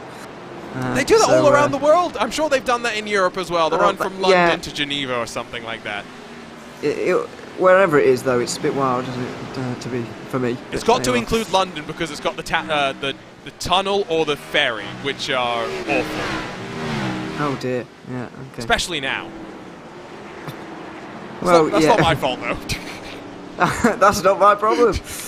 So it's ours. So there we are. Anyway, that is another discussion. Yes. Right, let's focus in. We're not halfway through the race yet, but it's been a good green flag run, almost 50 laps in, and so surely tires feeling the wear, because we've lost about a second in terms of lap time. We're also getting to the point where it's getting increasingly stretched out. Danny Cervantes has been dropped by your race leaders, Abner Acosta and Richard Regan Jr., who continue to be the class of the field. Yeah, they certainly do, and there's traffic everywhere now, and it's even thicker, actually. This battle from 14th all the way down, with Corey Precker on down, is what Abner Acosta is about to embark on here. Richard Regan Jr. has managed to get up through the field, up into second, but after that, he's kind of stalled out, and I can't help but feel that he maybe took a bit out of his tyres doing that in the first 10 minutes. But if he took something out of his tyres and he's still only 6/10 back off of Abner Acosta, all things considered, given that he qualified down in, what was it, 5th position, probably a net positive as we inch closer to the halfway mark. Still plenty of time to go, still plenty of opportunities, and the reality is, at a track like this, Ewan, and knock on wood, we're not expecting to go caution-free. No, we're not, although we have gone through the first third of this race now, caution-free. Now, you're absolutely right, though. Like, I'm not criticising Richard Regan Jr. for that at all. It's definitely the right call, but I just think that that's one of the reasons why he's not actually been able to challenge Abner Acosta yet, is because he did all that to his tyres. But to be fair, it's quite hard to challenge anybody else anyway, as we've been seeing so far. I don't really think there have been any positional changes inside the top 10 since Regan got up into second. I think you're right for that, to be honest. We look on board with Jeff Evans in the very pink number 51. How pink? Well, he painted the roll cage pink as well. Yeah, I didn't even know you could do that. But there we are. He's making sure everybody knows how to spot him, because that's not going to be missed. And still, yeah, running decently inside the top 6 right now, in 6th place. Not going all too badly, all things considered. Let's go check in with a handful more of our drivers. Why don't we go say hello to Corey Precker, who's definitely not pink, but he's got a battle side by side with Mike Knight, and now he's going to lose out to Matt Gagnon as well. You could just see him looking over, trying to judge if he was clear or not. And Abner Acosta will be here as well. There he is, down the inside. There's the yellow number 5. So this is the problem now. And the 56 will be here soon as well. This is really congested. We're almost 3 wide. We are 3 wide into 3 and 4. Corey Precker decides, you know what, I want no part of that, and I don't blame him. This is what Martinsville is all about, though, and it's why when you get the green flag runs, it's such an interesting race. The traffic management, the gives and takes that you sometimes have. When it's stop and start, it can be frustrating, but there's some method to the madness. There certainly is, and Abner Acosta now is going to have an even bigger lead because the 56 there just couldn't quite get through the traffic as quickly as some of them inside the top 20 now being dispatched. Acosta did a really good job, and Regan is finding it very difficult to get through, which is sometimes the opposite of what you see. Normally it's the leader who has a harder time of things. All just depends on how it plays out. We'll continue our cycle through some of the drivers. We check in with Star Wars Land and Brad Holly. He's got the red, he's got the blue. He's trying to make sure he's covering both sides. He wants to be on the dark as well as the light side as well. About halfway through, nearing the halfway point of the race, the caution flies for the very first time as poor Jim Westerfield, stranded, pointed in the wrong direction. He certainly is, and will drop down to 22nd as well. Just be careful. Ooh. Oh, goodness. That was close. That was Elliott White. Wow. That was near disaster. Let's check out. And that's Richard Regan Jr. down the inside, and now I thought there might be some contact, but no, it's just Jim Westerfield looping it by himself. And now we do have pit stops. The lead lap drivers already in. Only 16 of them left, actually, on the lead lap here, but on live pictures, we do have everybody from the lead lap into pit lane. Yeah, I think tyres are going to be so important, but this is what Elliott White saw. I mean, no time to react, if we're being fair. He did the perfect job. He certainly did, and there was, thankfully, no contact there, but it was so close, and somewhat surprised that the car could really deal with that, as pit stops are very much underway. Yep, and it's that curved pit lane as well that makes it a bit weird. Danny Cervantes does have the best box. Is he going to be able to take advantage of it? Well, he'll hold on to third as Acosta and Regan Jr. filter out first and second. Behind them, Holly, Knight, Evans, Bogue, Sink. Don't think there's any changes, but it was 3 wide for a moment, but the likes of Mark Kalin filtering off. He's in front of Zemka, and then I think he's going to get past Reese Bogue as well, who has come to a dead stop. What's that all about? Just on the pit entry there, just complete dead stop there. I get the feeling he probably has a penalty of some kind.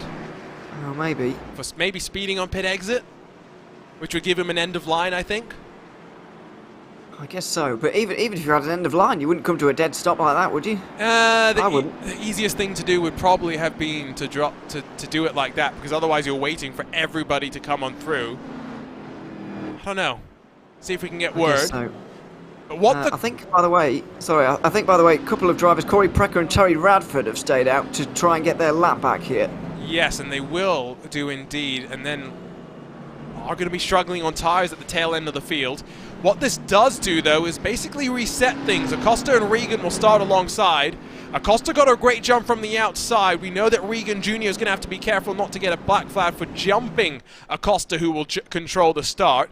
Is there the chance for Danny Cervantes to get back past Richard Regan Jr.? Although, having said that, let's remember how easy Danny Cervantes made it for his teammate.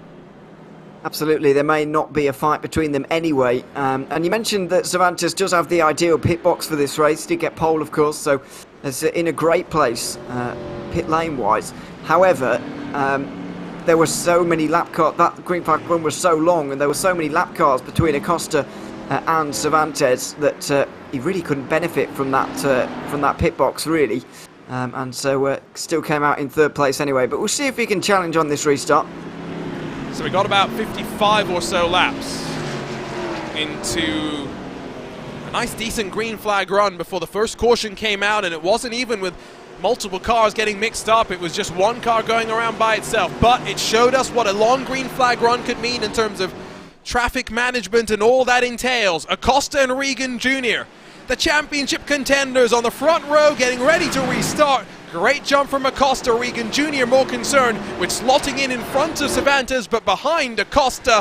1, 2, and 3. Status quo remains. Bradley Holly now more concerned about Daniel Knight potentially trying to work on forward. Yeah, Cervantes very much making sure that Regan was facilitated there and going back to the inside. He's never going to make it round the outside of Abner Acosta on this restart. He might as well tuck in and try and work on him in a different way. And so the side-by-side is left to those outside the top 5 and outside the top 10 as well, where we've got a spin. That's Reese Bogue, and contact made with Matt Gagnon, and I don't know how the caution hasn't flown just yet, but by some miracle we stay green now. Dear. If the cars can get themselves clear before we roll, we may stay green, and so as Jeremy Bailey, I believe that is, picks himself back up to speed, Acosta and Regan Jr. still contending under green flag conditions. I was slightly fearful there the leaders would come across that car with it still stranded halfway, perpendicular to the racing line there, but thankfully everybody got out the way nicely, and it's really a miracle that we didn't receive a caution as a result. But I think Regan might well be pretty pleased about that, really, because he's really making moves here and applying a lot of pressure to the race leader.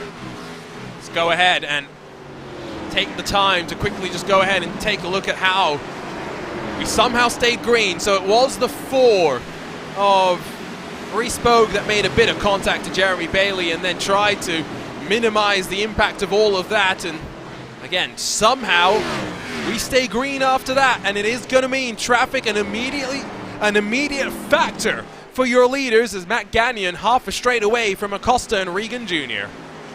Absolutely, and you can be sure as well the incident will have just strung out the field a little bit more than usual as well, but even so it didn't take us very long to get into lap traffic anyway, so if this is any green flag run remotely as long as the last one, then it won't be too long until we're starting to lap cars, no matter what the situation is here.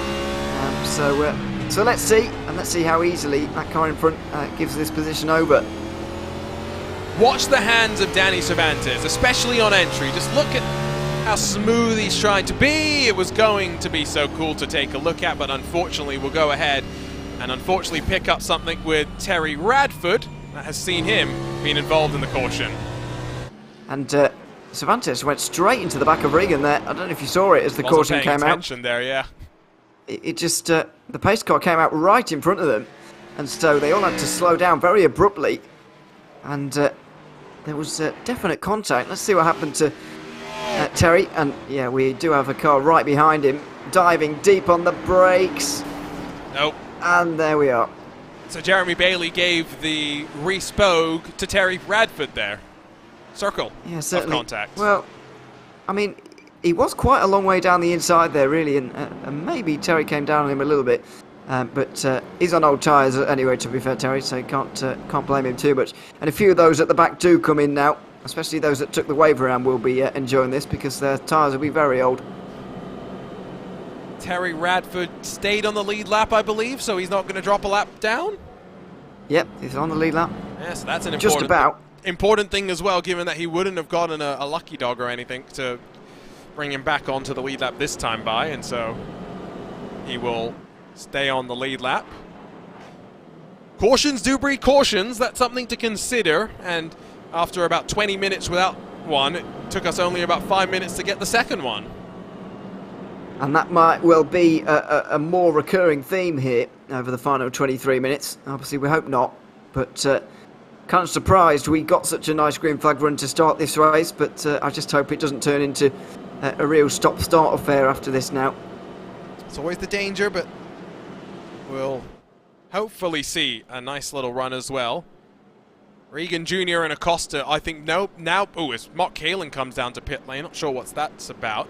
But both of them will be considering the fact that regardless of how many restarts we have, as you can see the damage on the back of Danny Cervantes, of Regan Jr.'s car after the shove from Danny Cervantes, they both need to make sure that they save as much tyres as possible for the end of the race, knowing that they probably don't want to come back down to pit lane.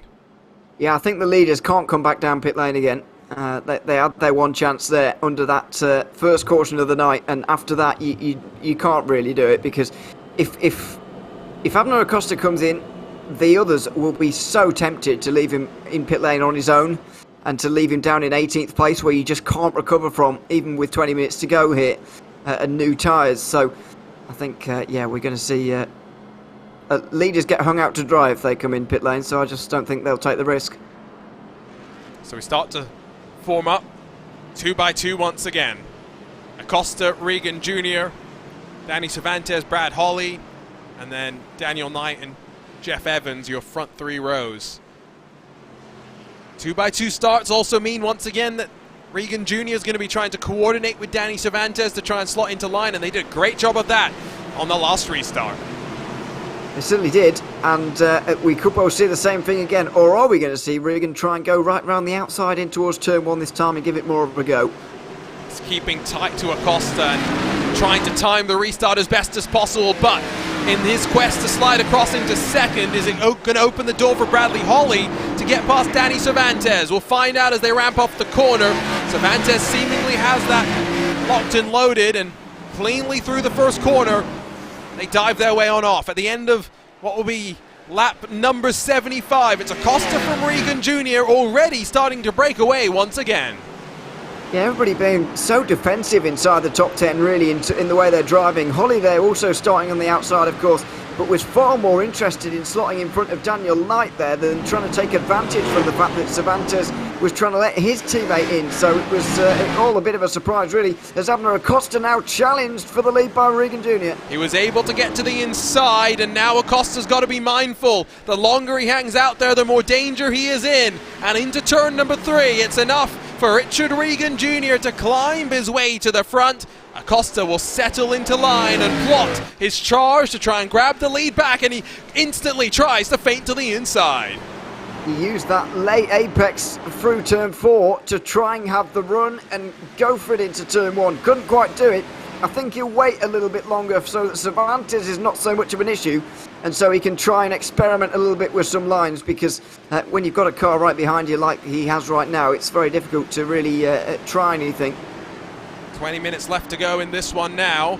Remember, we are time limited and not lap limited. There's no green, white, checkered, there's no overtime. Let's get to the end of the clock and then finish the race. There was some sends being lobbed from behind.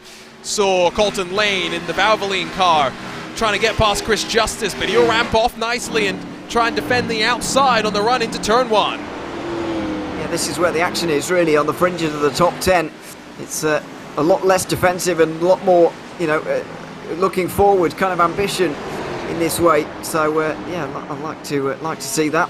It's all side by side back here. Oh dear, big snap of oversteer as well from Colton Lane there, who will lose 10th place. Oh, 9th place, excuse me. And then Reespo goes straight up the track, and he might even drop past the likes of Chris Justice, who will get to the inside behind them. It's also side by side for the likes of Doug Evans and a couple of other cars, but really it's the heart of the pack where it's so checked up.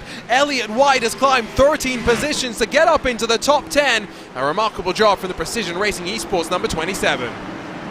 Absolutely, and great job from everybody really to hang on to it, because there was all sorts going on there, and it's still going on as well. Doug Evans and Chris Justice side by side into 3 and 4 here for 13th place. And you can see all sorts of wheel work for Mark Kalin here as he tries to get involved as well. And he's got Terry Radford on his outside. Is that going to be an opportunity potentially for Radford to now get himself inserted into the equation? Still alongside impressively, and Chris Justice may be helping out Radford's Waterback Racing entry. But surely at some point he's going to have to compromise, because Nick Hunter's getting closer and closer. Certainly is, and so is everybody here, really. Let's not forget that... Oh dear. And Terry Radford goes around as Nick Hunter tags the left rear quarter panel. And the caution out for the 3rd time today. Well, that is a shame to see, because it was good racing there, good hard racing back there until then. And yeah, unfortunately, Terry Radford going around, and we'll drop to 18th, and probably we'll take a pit stop here, because, well, why not, really? Is it last on the lead lap anyway? Cars working their way around. So, is this the 3rd caution of the day? Or for this race, I should say, not the day. Yeah.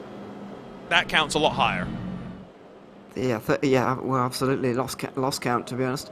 Yeah, 3rd caution of this race, 17 minutes to go. But as you can see here, none of the leaders will have any thoughts of pitting from here, because there's well, just a high likelihood it's going to go wrong. Inside of the top 10, there's not really much movement outside of the wonderful job done by Elliott White to get 13 positions. That's going to be Jim Westerfield getting a lap back, I believe. So he was our lucky dog. He's still 1 lap down, but he's been able to tick 1 of those laps away. Terry Radford is in pit lane, getting a little bit of damage repaired still. He needs to be quick. Make sure he gets out on the lead lap, and I think he'll go a lap down here, won't he? Yeah, he will do. There's not much I think he could really do in that situation. He was more... Depends how bad the damage was, doesn't it, really? If it wasn't that bad, I would have been inclined to just stay on the lead lap and suffer with it, and maybe repair under the next caution as well. That's the problem. I think, given the fact that the lucky dog happened, we're getting formed up 2 by 2 this time at the line, so we're getting ready to go racing. We certainly are. There's 17 cars on the lead lap this time, but really, I think the top 3 are contenders here. Maybe even it's just Regan and Acosta. But I have to say the 56s look really strong out the gate on these restarts. I think, though, that we've seen Acosta be bold on a restart. Now we're going to see him be potentially just as bold. He knows that if he lets Danny Cervantes up into second, that might be the race effectively done there for him, and he might just settle behind the 2 teammates. Bradley Holly might be someone that's looking to try and take advantage of this one as well, especially knowing that Regan and Cervantes will potentially be synchronized in their efforts to jump onto the throttle. That's one good thing about being in the same line as when you're teammates. It is, and Cervantes certainly is not going to be as willing to let Acosta in than he was to his teammate, up for obvious reasons. So that's going to be interesting to see play out as well in this restart. Acosta's going to almost be forced into being aggressive, whereas Regan kind of just had that safety net to fall back on. And as I mentioned, most of the drivers in the top 10 have been very defensive on these restarts, more interested in getting back to the inside line than actually making places. Inside's the place to be. I think that's guaranteed. And so now the risk comes for Acosta back on the outside. How does he play this restart? About 15 minutes left to go. This race has been a lot more flowing overall, but this is where it starts to get a little bit more tempting for drivers to bang doors. And already Constantino on the start. Mark Halen peels down to the inside, trying to get out of the madness. Acosta now already behind Danny Cervantes, who really timed the start well with his teammate Richard Regan Jr. as they control, now running 1 and 2. Yeah, that was such a coordinated start between the 2 of them, and now Acosta's going to find it very difficult, even if he finds his way up to second place ahead of Cervantes by the next restart. The same thing you'd imagine will just happen again and again and again. So it's looking very, very good right now for those 2 who are 1 and 2, but you never know. Abner Acosta is not going to let it happen. Jeff Evans trying to hold on to the 8th position. In front of him, Elliott White has gotten up a couple more spots. Once again, outside of the top 10 is really where all of the fighting tends to be. Colton Lane now up into the 10th position. Reese Bowe, Corey Precker almost side by side. Off of turns 1 and 2, excuse me. Mark Halen almost getting squeezed into the wall. Oh. There was Thomas Sink already up the track, but Corey Precker gets absolutely turfed as we go under yellow flag conditions for one more time. That was Doug Evans deep on the brakes at turn 3, who power drived Corey Precker, was it? Yeah, possibly. Let's see. It's well, there's the aftermath. Somebody getting involved there in the background as well, who really didn't need to be. There's the dive from Doug Evans, smashes into the 35, yeah, that's going to be some unhappy drivers back there as a result of that, because that was Jim Westerfield getting turned around, and not a lot he could have done about that. It's a day late and $1 short, and Westerfield does get a secondary bit of contact after seemingly getting whatever he had potentially taken on from his earlier spin, where he did avoid hitting the walls, but then potentially got very close to the leaders coming on through. Repaired. He will definitely have a bit of damage now. Martinsville, I'm sure, is a track where drivers are going to leave angry with plenty of their other drivers. Absolutely they are. And will probably be angry during the races as well. which is never a great idea. But that might be what we're about to see in the next 12 minutes. I feel like the amount of green flag laps we get before a caution has decreased slowly now throughout this race. Obviously, I'm not expecting the 50 lap green flag runs like we had at the start of this race to continue. However, I feel like it's going to become a world away from these final few laps we're going to have. So 12 minutes left on the clock. These laps under caution are actually slower than the truck laps under caution, somehow. I don't know why. These are 44 seconds. Those were what? 30-something seconds, I remember? You said 35 at the time, yeah. But I didn't actually take note of it at the time. I've got to say, iRacing pace cars, especially on road courses, please could we speed them up by about 10 miles an hour? Well, they take so long. They're not meant to be on road courses, Ewan.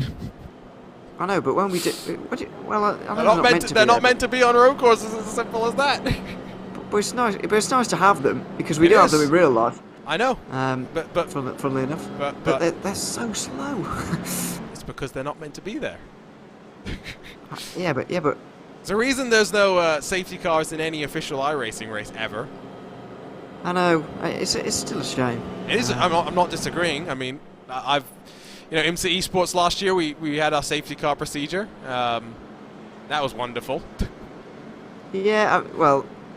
I've got to say, I'm not digging any teams out here, but I don't understand how teams find safety car procedures quite so difficult to understand. Because they don't know how to read a rule book. It's as simple as that. Or they just don't read a rule book. Okay. 10 minutes or so left as we form up double file. Cervantes is now the one on the outside. I wonder if this is Acosta's opportunity to get himself back into a fight just with Richard Regan Jr. It's going to be very interesting to see how this plays out. Yes, it is his chance to get back involved, but I don't think he's going to be able to pass Cervantes and Regan Jr. in the same green flag run, which is what he'd need to do, because even Acosta into second at the next caution, it's not going to do him much good, really. He's got to get Regan Jr. crossed up, and he's got to get to the inside. That's how Regan Jr. got the lead. But as we restart, Acosta caught napping slightly and not even thinking about trying to challenge with Danny Cervantes. Bradley Holly and Dan Knight almost lean on each other as a big woggle there for Reese Bogue in that number 4 machine. He gets it back under control into a straight line, and we stay green, winding to the line. It was not looking good right from the very start there, because somebody either got a very good start or a very bad one. We were already 3 wide in towards turn number 1, which never ends well, and you nearly saw the effects of it off of 2 there, but a great save there from the 4, and we stay green and stay side by side. But once again, the top 10 already back to single file by the end of the second lap. You can see Abner Acosta putting some pressure on Danny Cervantes, who pinches his entry a little bit. And now can Acosta try and sweep back underneath? Regan Jr. will try and drive away while all of this is going on. Kaylin and Doug Evans fighting side by side as Kaylin's up high, Evans down low, and as they peel off of the corner, still Kaylin holding strong. It is, and it will remain. Oh my word, that's late on the brakes, but uses what little banking there is to really rip it round there, and he's done very well as Mark Kaylin. Up to 15th place. I thought he was almost in the wall there. Yeah, superbly done. You know who's almost in the wall? That's Mike Knight. Chris Justice checks up. They're almost 3 wide out of turn number 4. Again, this is what Martinsville is all about. The unpredictability. Reese Bogue, another mistake. And it's Mike Knight that gets shoved out wide. Oh dear. Mike Knight around down to 18th place. And well, it was all stemming from that little bit of 3 and 4 you could just see there. Bogle goes really deep on the brakes, and a bit too deep really, made side-to-side contact, and around goes the 68. And so less than 8 minutes to go. We're into what will be the final green flag, I think, after this, realistically. Yeah, we are. We finished that last race under green after being a very stop-and-start race. Is this about to be the opposite, where we started very green and we finish very caution-y? I think we are going to see that. I'd be surprised if we get a green flag finish here, because we're going to go back green flag racing with just over 4 minutes to go. That's going to leave us 12 laps, 13 laps that we need to get through without seeing a caution, and personally I can't see that happening. Remember, Martinsville today, and a week from now, it's a race that's probably more of a lottery as we head over to Talladega. which is going to be fascinating. Oh, Richard Regan Jr. just trying to trick Faked somebody. it. He fainted. He did, but it would be ludicrous for anybody to pit here. No one pitting, just to make sure that for the first time ever, commentators are actually correct. Yes. Because usually we are wrong, let's be fair. Yeah, usually. It's quite common. Jim Westerfield, that was, by the way, getting back onto the lead lap again, actually, as a result of that. And Matt Gagnon also came into the pit lane further down. So did Mike Knight, as you would expect to see, because, well, he was at the back anyway. Right. We'll form up 2x2, I think, at the end of this lap. And then get ready for what should be the final green flag run to see if Richard Regan Jr. can hold on to this one. You saw how well coordinated he and Danny Cervantes were on that previous restart. Abner Acosta was very much caught napping. Yeah, it's very hard to beat that, though. You can't really blame him, Abner Acosta, I don't think, really, for not being able to get involved there, because when they're so coordinated like that, I don't really see what else he's supposed to do other than predict the future and guess before them, and it almost like preempt their start, which is always a terrible idea in a big pack like this. You know, I just don't see what Abner Acosta can do in one green flag run. I'm trying to remember, because we missed Richard Regan Jr. actually getting alongside with Acosta when he made the move, but he did get to the inside out of turn 4. So my assumption is that Acosta either A, made a mistake, or I think more likely Richard Regan Jr. maybe set him up a little bit to give him that opportunity. Regardless of the situation, it's short time for Abner Acosta. And to your point, surely his focus isn't going to be getting past Richard Regan Jr. His main focus is just going to be getting second away from Danny Cervantes. Absolutely, I think that's all he can focus on here. I'm, to be honest, surprised he wasn't more aggressive on that last caution, on that most recent caution restart. Let's hope we see a bit more aggression from him on this occasion, because, yeah, I thought he was very tentative on that restart. Maybe happy with where he is right now. So, 4 and a bit minutes left on the clock, and potentially the final blast. The green flag in hand for Barney. Richard Regan Jr. with a great jump at Abner Acosta. A little bit more coordinated this time. A bit of overlap with Danny Cervantes, and the opportunity for the Precision Racing Esports number 5 machine to work through turns 3 and 4 and grab the second spot on the podium away from the Regan Bogue Motorsports entry. Side by side for second out of the final corner. It's Richard Regan Jr. though clear at the front. Yeah, Abner Acosta could have done with this last caution, really, although I guess starting second wouldn't have been great either. He's got through now, though, on Cervantes, who's having to defend from Daniel Knight in towards turn 3 and 4, who was very conservative on the way in towards turn 1 there as well. Less than 4 minutes to go, and Acosta has got a huge job on here. Once again, it's the edge of the top 10 where you tend to see plenty of fighting, both in front and behind Colton Lane. Zemke and Sink in front, behind it's Precker and Bogue in the green and black machines, and the Valvoline coloured entry is going to try and put the pressure there it is. onto Zemke. Around goes Corey Precker, and that is surely the race. Richard Regan Jr. carves his way through to the front under the night lights at Martinsville.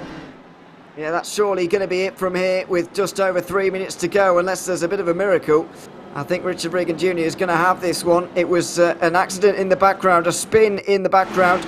And Terry Radford got involved in it as well, although he wasn't the perpetrator. Here it is.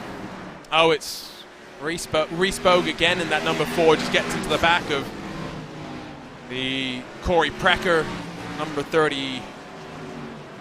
41, wasn't it? Oh no, you're right, sorry. No, the problem is Corey Precker's car has got 35 on the side of it, but is actually the 33 because Jim Westerfield is a 35. So Corey Precker, if you're watching this back, just remember you need to change the number on the side of your car. Yeah, please do. That's sending me, really. Although I said neither of those numbers, to be fair. But anyway, this, yeah, it was a big battle, and I get you going towards the end at Martinsville, but yeah, this is a bit careless, really, from the 4. Just small bump, and that's the race. So, a couple of looks at what we think is the incident that will see us finish this race under caution. 2 and a bit minutes to go. There was a car getting a wave around.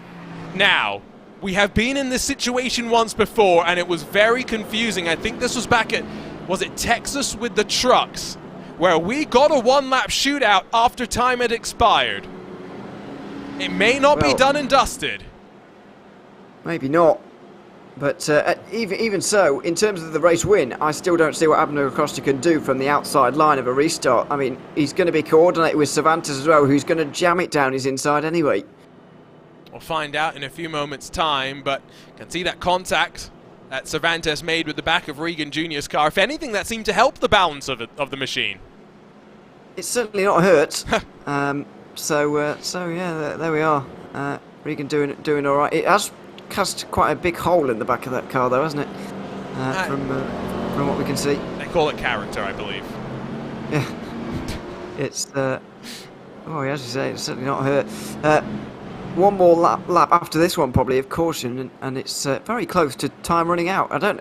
If they're coming to green and the time's expired, then are they going to let them go? Maybe for one lap. So here is the problem. We were all Dylan and Joey in the commentary with me behind the scenes as the producer, all just jaw-struck at what was going on at Texas. And I'll be honest, I did not really know what was going on, and I still haven't picked it apart. However, if we're forming up 2 by 2, the indication will be we're going racing. And right now, it looks like we're forming up, and the lights are off on the pace car, even though we're going to get to the line and basically see the clock expire. Well, yeah, this is very confusing here. So, is the checker flag going to be shown this time? Surely not. It's going to be white flag this time, and then that'll be it. So, one more chance here for Abner Acosta. Oh, you say one more chance, I say one more opportunity for Danny Cervantes to rip second away from Abner Acosta. Richard Regan Jr. in control of the restart, and you can see Abner Acosta already trying to pinch Danny Cervantes. A one-lap showdown for second.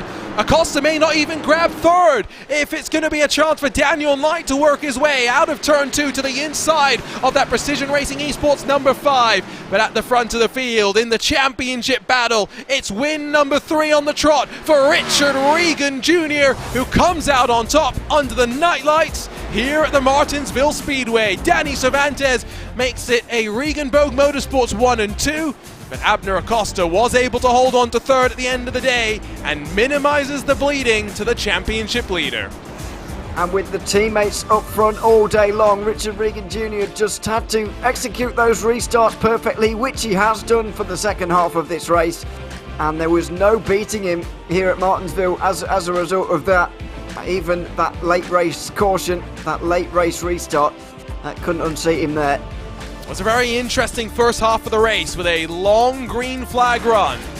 It very much required a little bit more patience from the drivers after that. Photo opportunity for Regan Bogue Motorsports in the front straight here at Martinsville. But it's donut time for the winner for the third week in a row. It's Richard Regan Jr. Let's run you down through your race results.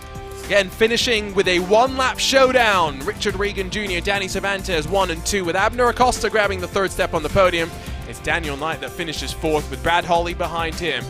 Give a shout out to Elliott White for climbing 16 positions after not setting a qualifying time. He's in front of the likes of Jeff Evans, Thomas Sink, Adam Zemke, and then Colton Lane in that number 60 machine. Behind Reese Bogue, Mark Kalin, Corey Precker, who only was separated by Mark Kalin by 4 thousandths of a second. Mike Knight, Chris Justice, Terry Radford, and then Doug Evans, Nick Hunter, and Jim Westerfield, the rest of those that finish on the lead lap. Matt Gagnon struggles to finish 1 lap down, while Charles Sumner and Jeremy Bailey are classified 2 laps down. Doyle Lawrence and Jacob Emery round out the 24 cars that are classified at the end of this one. Well, if you're curious, they're still celebrating on the main straight here for Richard Regan Jr. and for Danny Cervantes, and so we'll give them a few moments to wrap up their post-race celebrations. We can look forward, Joey, because if this was one that the drivers ticked as being unpredictable, then the most unpredictable race of them all comes up in 7 days' time. Yeah, it certainly does. It's going to be unpredictable what you call me next, to be honest. I'm Joey there. What did I call you this time? Oh, boy. Joey, but anyway, I'll take it. Yeah, it's very, very unpredictable. As I said earlier, it couldn't be more different. It's a wild point in the schedule here. with Martinsville followed by Talladega. As we've said, the second half of the season a little bit more uniform, but it's gone from the slowest speedway on the calendar to one of, if not the fastest. So it's a very, very different experience for everybody in 1 week's time. Absolutely. I don't think we have to dawdle much longer, though. It's now time to head down to Victory Lane once again, where Ewan O'Leary is standing by with Richard Regan Jr. Richard, welcome to the booth. Congratulations on the win as well. Just tell us a little bit about that one-lap shootout for the win and that final restart.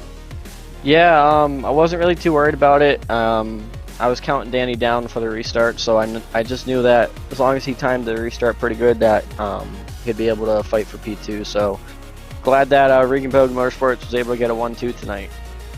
And in terms of the race overall, we just saw the truck race just before this, an hour before. We barely got any green flag runs longer than 5 minutes or so. Did that first long green flag run for about 20 minutes, maybe a little bit more, even surprise you, or was that what you expected from the opening of this race?